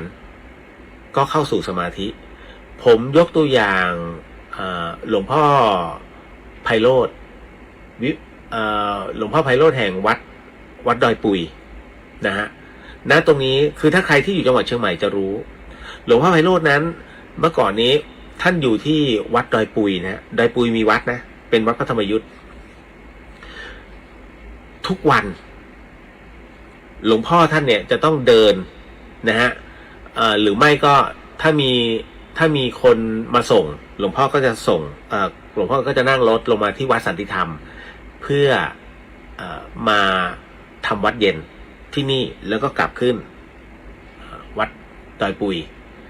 แต่ถ้าไม่มีท่านก็ใช้เดินนะทุกวันนะฮะจนกระทั่งวาระเมื่อถึงวาระของท่านนะฮะผมมีรูปอยู่เลยท่านก็จะสอนเหมือนองค์พระสัมมาสัมพุทธเจ้าฮะว่าก็บอกพระนะครับก็คือเทศกันนะในหมู่พระกับศรัทธาอยู่ไม่ถึง10 คนนะครับตรงนั้นให้ตระหนักถึงความไม่ประมาทนะขอให้ทุกคนนั้นตั้งอยู่ในความไม่ประมาทประโยคนี้ทันทีแล้วท่านก็ละสังขารทันทีฮะก็คือเสร็จปุ๊บท่านก็อยู่อย่างนี้ฮะยังมีภาพอยู่เลยนั่งสมาธินะแล้วก็ป๊อกลงไปเลยฮะละสังขารยังมีหลวงพ่ออีกรูปหนึ่งที่จังหวัดพิจิตรใช่ไหมฮะที่นั่งสมาธิในกุฏิแล้วมรณภาพนะฮะอันนั้นเหมือนแข็งเป็นหินเลยฮะต้องหิ้วปีกออกมานะครับอันนั้นก็อีกรูปหนึ่งแล้วล่าสุดนั้นที่ถ้าจำไม่ผิดนะขออภัยด้วยพ่อแม่ครูอาจารย์ขออนุญาตยกเป็นเคสนะฮะที่วัดป่าบ้านตาดถ้าจำไม่ผิดนะฮะหรือน่าจะใช่นะถ้าจำไม่ผิดนะที่เกิดเหตุกุฏิไฟไหม้อะฮะไม่อันนั้นหลังจากที่หลวงตาบัวท่านมรณภาพลงแล้วนะแล้วอีกรูปหนึ่งฮะที่มรณภาพในกุฏิพร้อมกองไฟฮะปรากฏว่าหลวงพ่อท่านเนี่ยไม่ยอมออกจากกุฏิคือไฟไหม้ที่กุฏิเหมือนกับท่านรู้วาระว่าเนี่ยคือวาระของท่านแล้วเมื่อกุฏิไหม้ก็คือคล้ายๆกับกัปตันเรือถ้าเรือล่มกัปตันก็ต้องตายไปพร้อมกับเรือนี่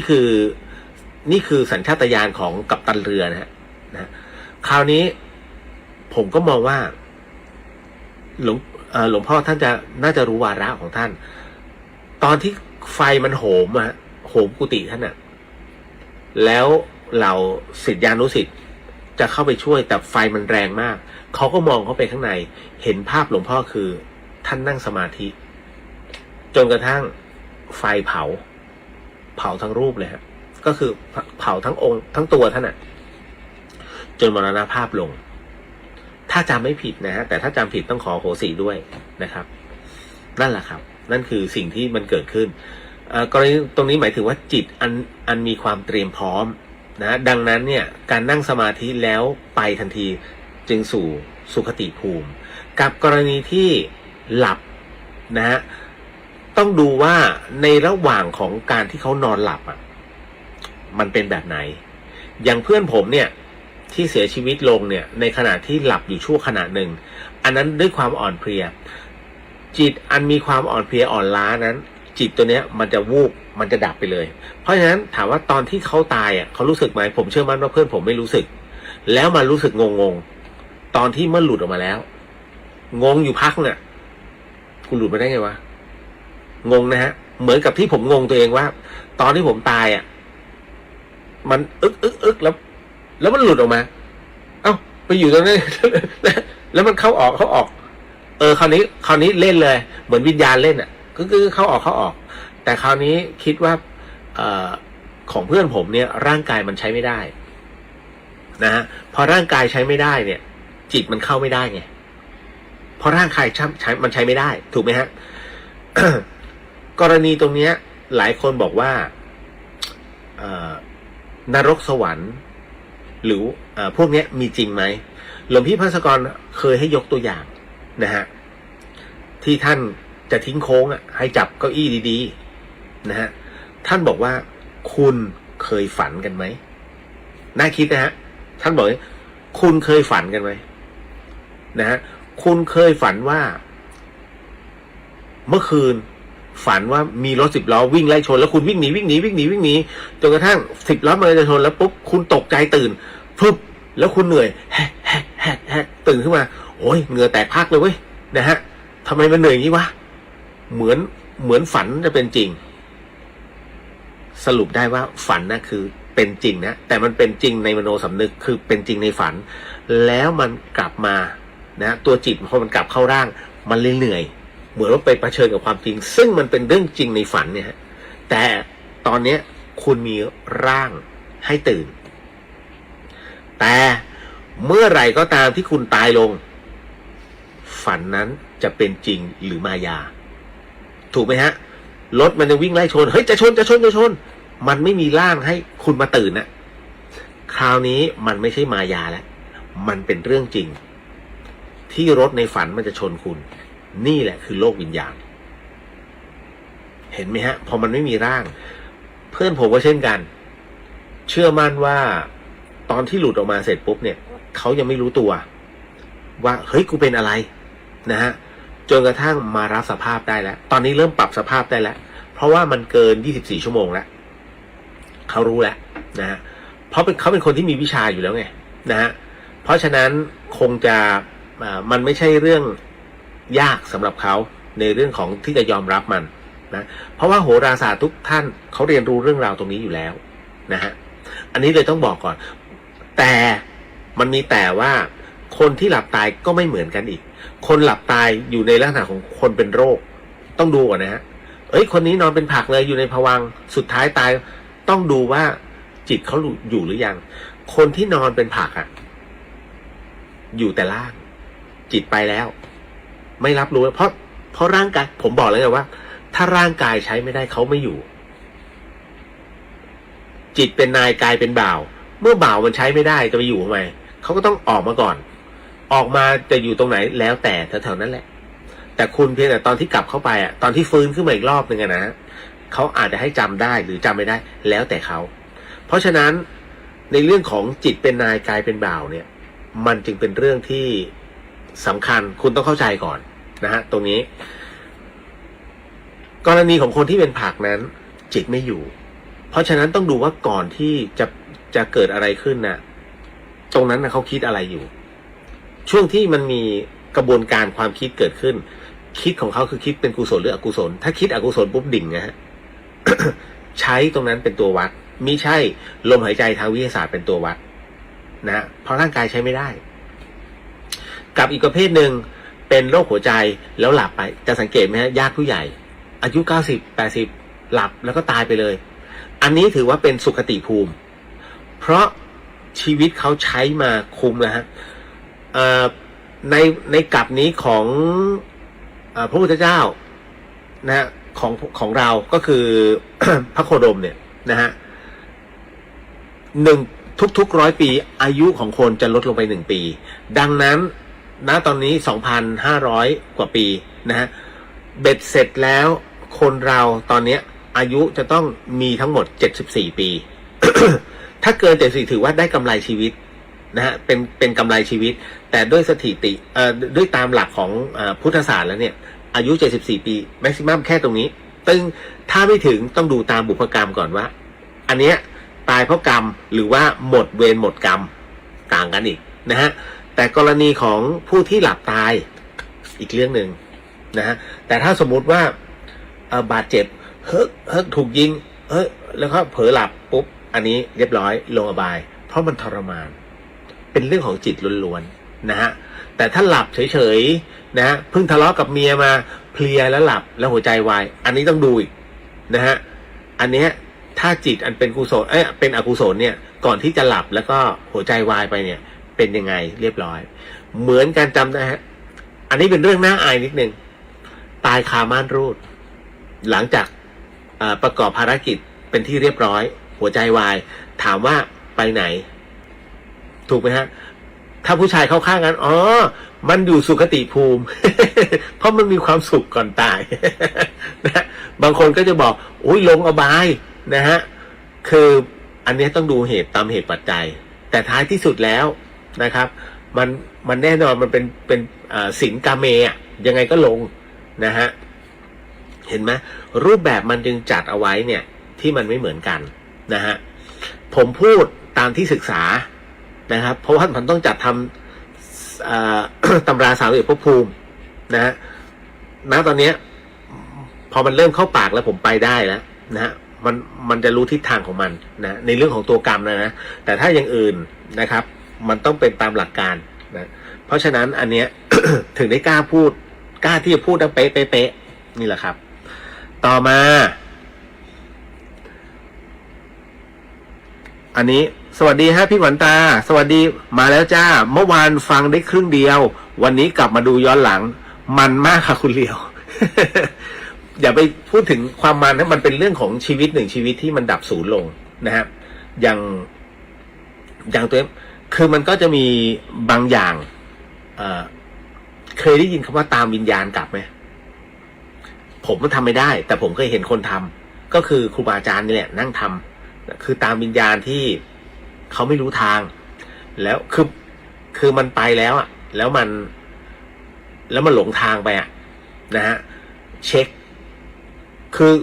ต้องบอกว่าพ่อแม่ครูอาจารย์เนี่ยท่านถ้าคุณไม่สนิทเนี่ยคุณจะไม่รู้เลยแต่บังเอิญเราก็สนิทกับพ่อแม่ครูอาจารย์หลายรูปนะฮะท่านก็จะเช็คให้ว่าข้างบนก็ไม่มีข้างล่างก็ไม่มีเฮ้ยไปไหนวะ ถึงก็ต้องท่านต้องขอคือปิดห้องอ่ะเพื่อที่จะเข้าสมาธิไปตามดูก่อนว่าเป็นไหนแล้วเรียกกลับมา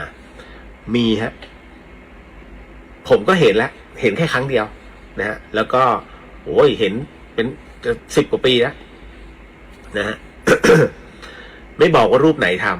ำ นะครูบาอาจารย์นี่แหละไม่เก่งขนาดนั้นแต่คราวนี้อย่างกรณีอย่างวันนี้ผมก็เล่าเรื่องจิตสุดท้ายเนี่ยให้ในเรื่องของการตามดวงวิญญาณเนี่ยให้กับเพื่อนๆฟังฮะคุณจำได้ไหมว่ามันจะมีเคสหนึ่งซึ่งเป็นเคสของลูกกตัญญูที่บังเอิญว่าไปถูกอริลากมานะแล้วให้ขุดหลุมแล้วจากนั้นคู่อริเนี่ยคือประมาณว่าจะยิงทิ้งนะฮะ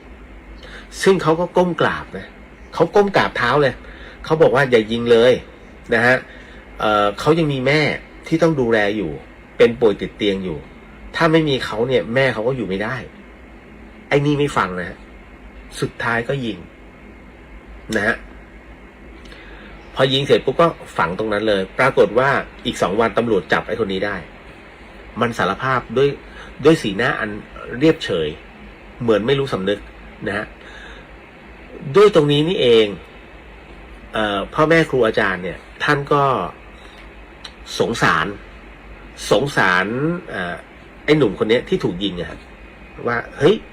แล้วอย่างนี้อ่ะมันจะยังไงนั่นคือเขาขอร้อง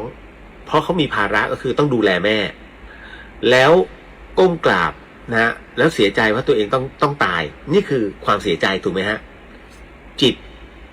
จิตมันย่ำแย่แล้วขอวิงวอนแล้วนะฮะเขาไม่ให้ก็ถูกลั่นไกถามว่าตรงเนี้ย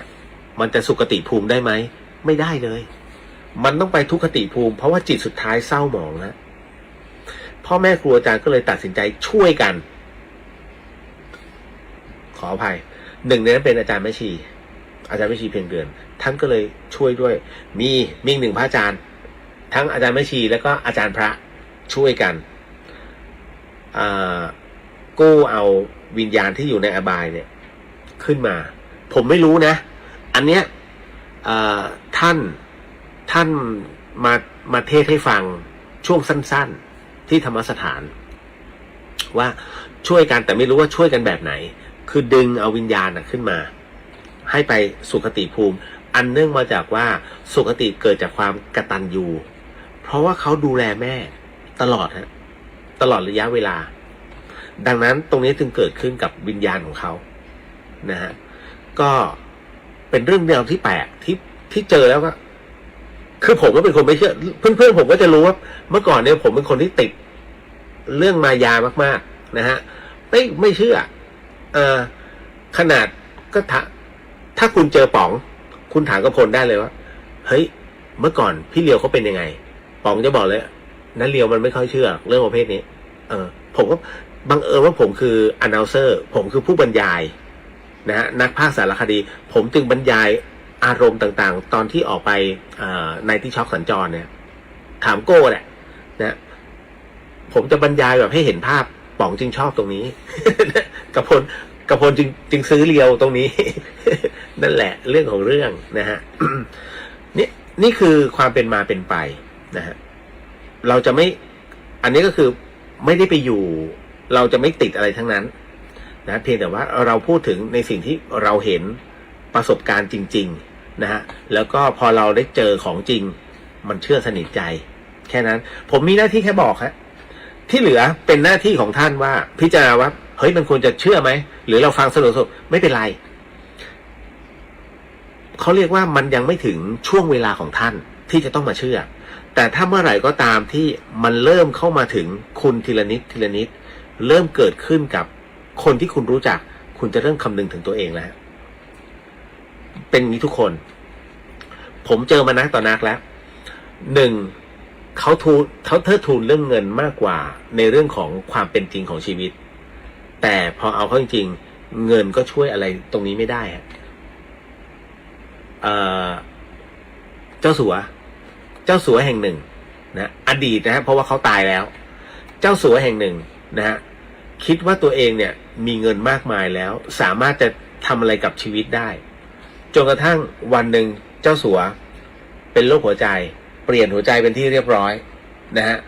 แต่ท้ายที่สุดแล้วก็ไม่ไหวต้องตายเพราะว่ามันเกิดอาการมันเป็นเอฟเฟกต์ที่เกิดขึ้นกับการติดตั้งเครื่องนะฮะนั่นคือใช้ไปได้สักระยะหนึ่งแล้วนะฮะมันเป็นอะไรที่ถามว่ามันมีความสุขเหรอคุณต้องใช้ชีวิตแล้วต้องรอไอ้นั่นก็กินไม่ได้ไอ้นี่ก็ห้ามเข้าใกล้แม่เหล็กนะเดี๋ยวมันจะเกิดอาการสปาร์กไม่มีความสุขนั่นแหละเพราะฉะนั้นอะไรที่สุขที่สุดคือใจนะคุณนะฮะผมถึงได้บอกว่าลองนั่งสมาธิกันดูบ้าง2 นาทียังเก่งเอาให้ได้ก่อนเถอะนะฮะการนั่งสมาธิก็คือให้นิ่งจริงนะอันนี้ไม่ได้ท้าผู้ปฏิบัติแต่ว่าผมกำลังบอกน้องๆที่รับฟังอยู่นะฮะเพราะว่าครึ่งหนึ่งของที่ฟังอยู่เป็นผู้ปฏิบัติ ผมคงไม่ท้าพวกเขานะฮะเพราะว่าหลายๆท่านเก่งแล้วนะฮะเดอะเฮียนสร้างมาให้เพื่อให้วัยรุ่นแล้วก็คนรุ่นใหม่เนี่ยได้รับรู้ว่าสิ่งแบบนี้มันก็มีบ้างนะฮะเชื่อไม่เชื่ออีกเรื่องหนึ่งนะครับจนกว่าเมื่อเวลามาถึงคุณจะเชื่อเองเพราะทุกคนต้องเจอผมถึงได้บอกว่าวันนี้ที่เราต้องมีเรียกว่ามรณานุสติคือความตายเนี่ยมรณะเนี่ยนะฮะ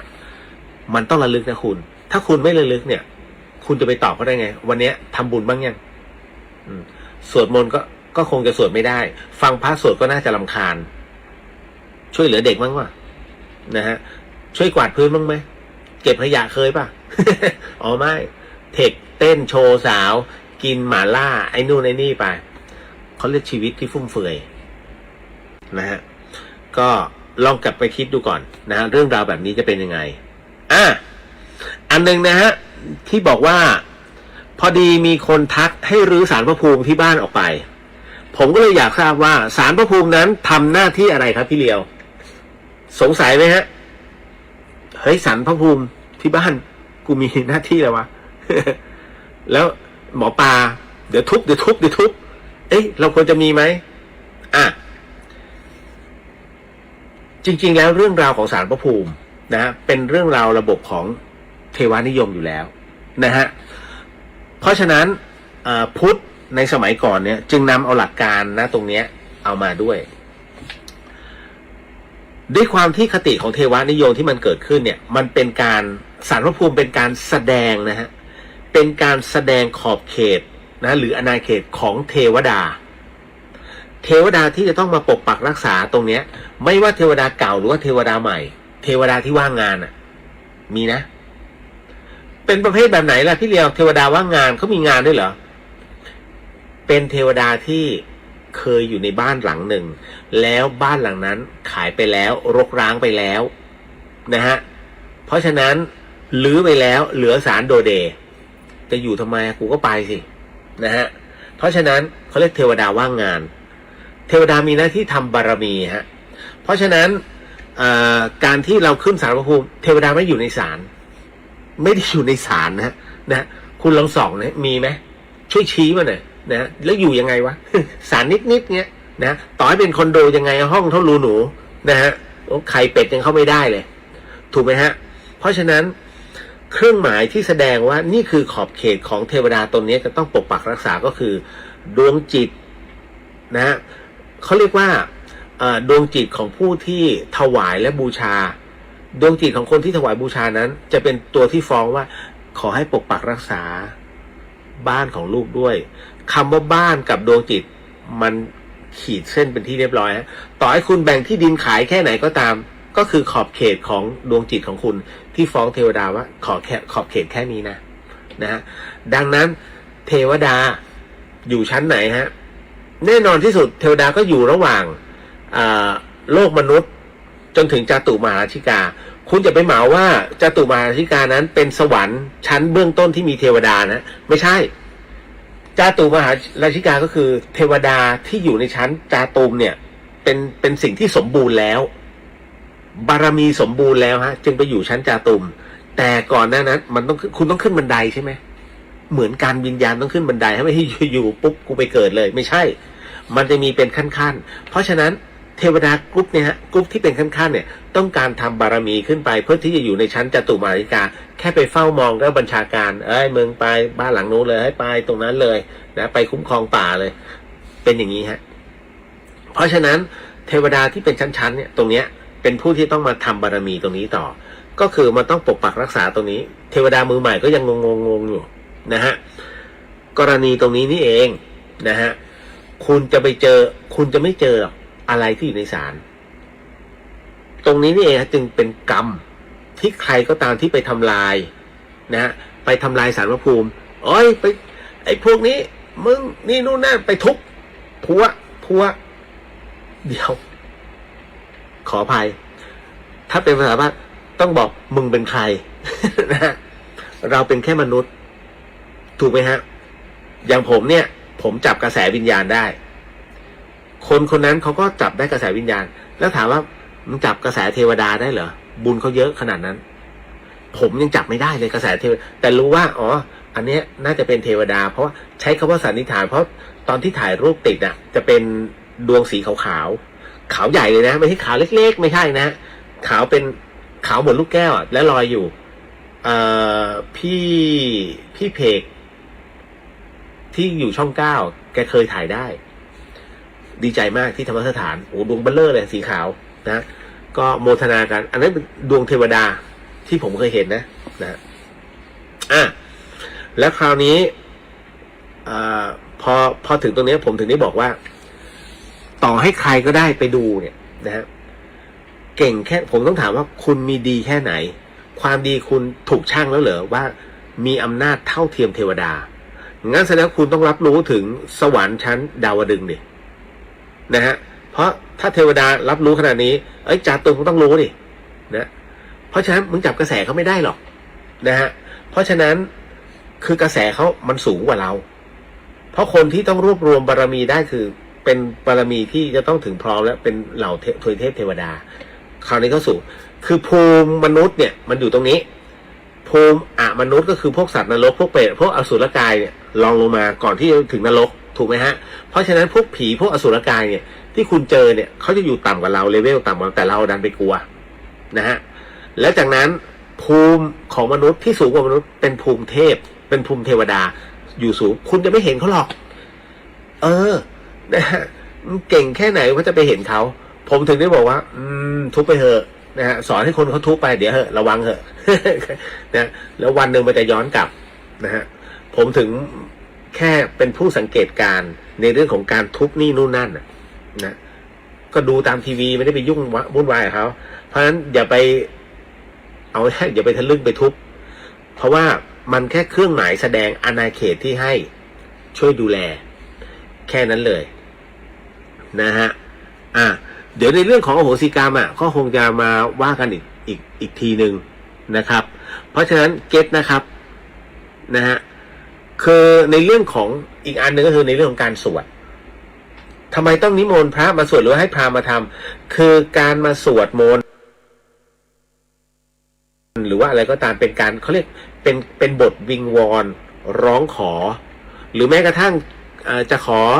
รื้อพื้นที่ออกเวลาจะรื้อศาลออกเนี่ยเขาต้องมาสวดถอนหรือว่าให้พราหมณ์มาทำพิธีเพราะบทต่างๆเนี่ยเป็นการร้องของ่ายๆก็คือเชิญออกอย่างสุภาพนะเชิญออกอย่างสุภาพเพราะเขาจะขอปรับพื้นที่เพื่อจะสร้างอาคารหลังใหญ่กว่าเดิมนะท่านพระภูมิเดี๋ยวพระภูมิท่านย้ายไปแป๊บนึงแล้วเดี๋ยวพอถึงเวลาปุ๊บก็จะมาตั้งใหม่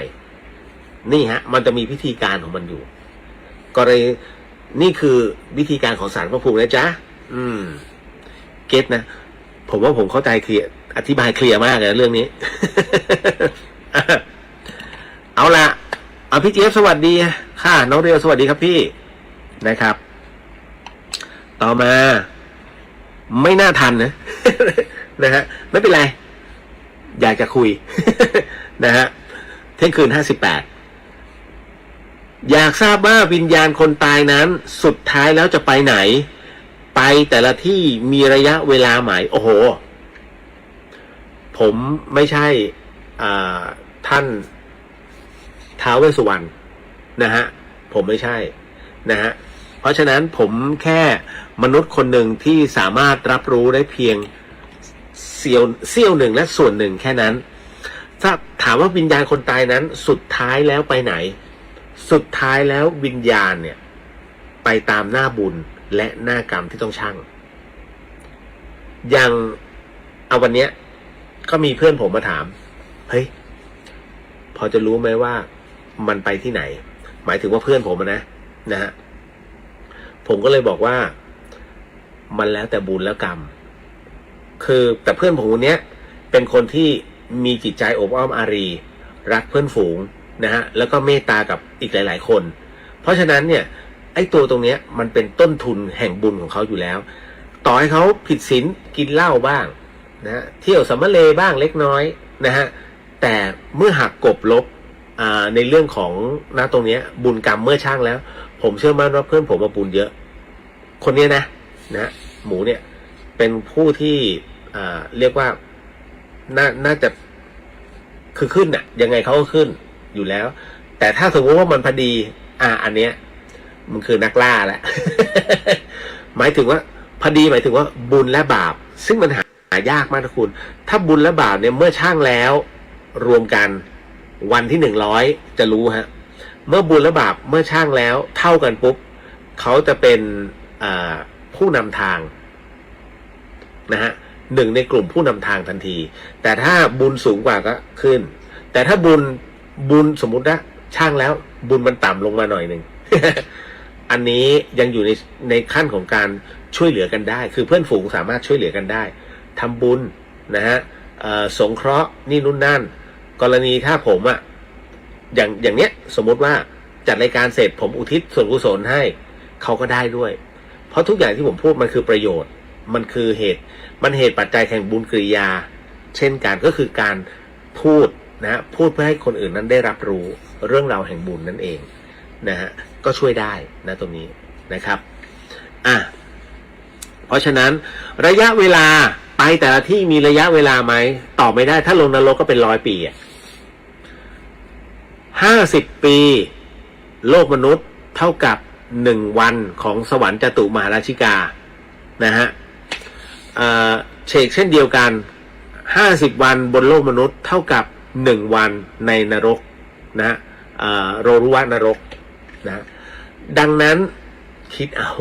ถ้าเขาบอกว่าเมืองไปตกนรกก็10 วันนั่นน่ะเท่าไหร่ล่ะเอา50 คูณไป นั่นน่ะแต่จริงๆไม่น่าถึงนะฮะอันนี้ก็คือบอกว่านั่นคือวิธีการ ตัวเลขทั้งหมดที่เป็นปีเนี่ยฮะคำนวณจากไหนทั้งหมดเป็นการอ้างอิงนะฮะอ้างอิงจากใน30ภพภูมินะฮะซึ่งเป็นคัมภีร์3 โลกที่เขียนขึ้นในสมัยพระเจ้าฤทัยก็เลยต้องบอกไว้ก่อนว่ามันมีที่มาที่ไปนะครับอ่ะหมดแล้วในช่วงเวลาแบบนี้นะเดี๋ยวไว้มีโอกาสพูดคุยพรุ่งนี้ผมไม่น่าจะว่างแล้ว บางคนติดสนุกสนานมันก็ยังมีเรื่องราวอยู่ฮะเดี๋ยวไว้ผมกลับมาถึงนี่วันจันทร์น่าจะเป็นวันอังคารหน้าคงจะได้คุยกันแล้วก็ได้ออกอากาศ104.5ด้วยนะฮะตอนนี้เสาอากาศมันพังนะขออนุญาตนิดนึงเดี๋ยวส่งบุญให้ทุกท่านก่อนสาธุสาธุสาธุสิ่งหนึ่งสิ่งใดที่ผิดพลาดพลั้งไปต้องขอสีกรรมที่นี้ไม่ได้ตั้งใจหรือมีเจตนาก็ขอมอบให้สมผลบุญในค่ำคืนนี้ถวายแด่องค์พระสัมมาสัมพุทธเจ้าทุกๆพระองค์พระธรรมเจ้าทุกพระอริยสังฆเจ้าทุกๆพระองค์พระปัจเจกพุทธเจ้าทุกพระองค์พระอสิติมหาสาวกเจ้าทุกพระองค์ทวยเทพพรหมเทพเทวดาทั้งหลายสรรพสัตว์สรรพวิญญาณทั้งหลายสรรพเจ้ากรรมนายเวรทั้งหลายญาติสนิทมิตรสหายทั้งหลายของข้าพเจ้าและก็ทุกท่านรวมถึงถวายบุญแก่พระอาจารย์ภัสกรภูริวัฒโนนะฮะรวมไปถึงบรรดาผู้ที่วายชนนะครับในวันนี้นะครับทั้งหมูรุ่งโรจน์นะรวมไปถึงกุ้งนะครับซึ่งก็เป็นเพื่อนนะก็ขอให้ได้ส่งผลบุญในค่ำคืนนี้ด้วยกันพบกันใหม่กับเรื่องราวแบบนี้นะครับ เอาละสาธุสาธุลืมไปแล้วก็ขอมอบส่งผลบุญในค่ำคืนนี้ให้กับผู้ฟังที่ฟังในช่อง YouTube ของวัดสายหินเชียงใหม่รวมไปถึง Facebook ของวัดสายหินก็ขอให้ได้รับอานิสงส์ไปด้วยขอมอบส่งผลบุญในค่ำคืนนี้ให้กับในช่องเรียวเดอะเฮียนและก็ผู้ที่สิทธิ์รัตนสมบูรณ์ก็ขอให้ได้รับอานิสงส์ผลบุญในค่ำคืนนี้ด้วยเช่นกันนะฮะขออนุญาตกรวดน้ำพร้อมกันนะสาธุสาธุสาธุนะฮะ ยะถาวาริวหาปุราปาริปุเรนติสาคารังเอวะเมวะอิโตตินังเปตานังอุปกปติอิชิตังปฏิตังตุมหังคิปเมวะสมิชันตุสัพเพปุเรนตุสังกปาจันโทปนารโสยะถามณิโชติระโสยะถาสัพพิติโยวิวันชันตุสัพพโรโกวินาสตุมาเตภวะวันตรายโยสุขีทีขายุโกภวะอภิวาทนาสีริสนิจังวุฒาปจายโนจัตตโรธรรมาวทันติอายุวันโนสุขังพระลังนิพพานังปรมังสุขังสาธุสาธุสาธุนะฮะก็เอาไว้พบกันใหม่กับเรื่องราวดีๆแบบนี้ในเดอะเฮียนนะฮะสำหรับค่ำคืนนี้ราตรีสวัสดิ์นะครับพี่น้องชาวเชียงใหม่ราตรีสวัสดิ์นะครับทุกท่านแล้วเจอกันเนาะ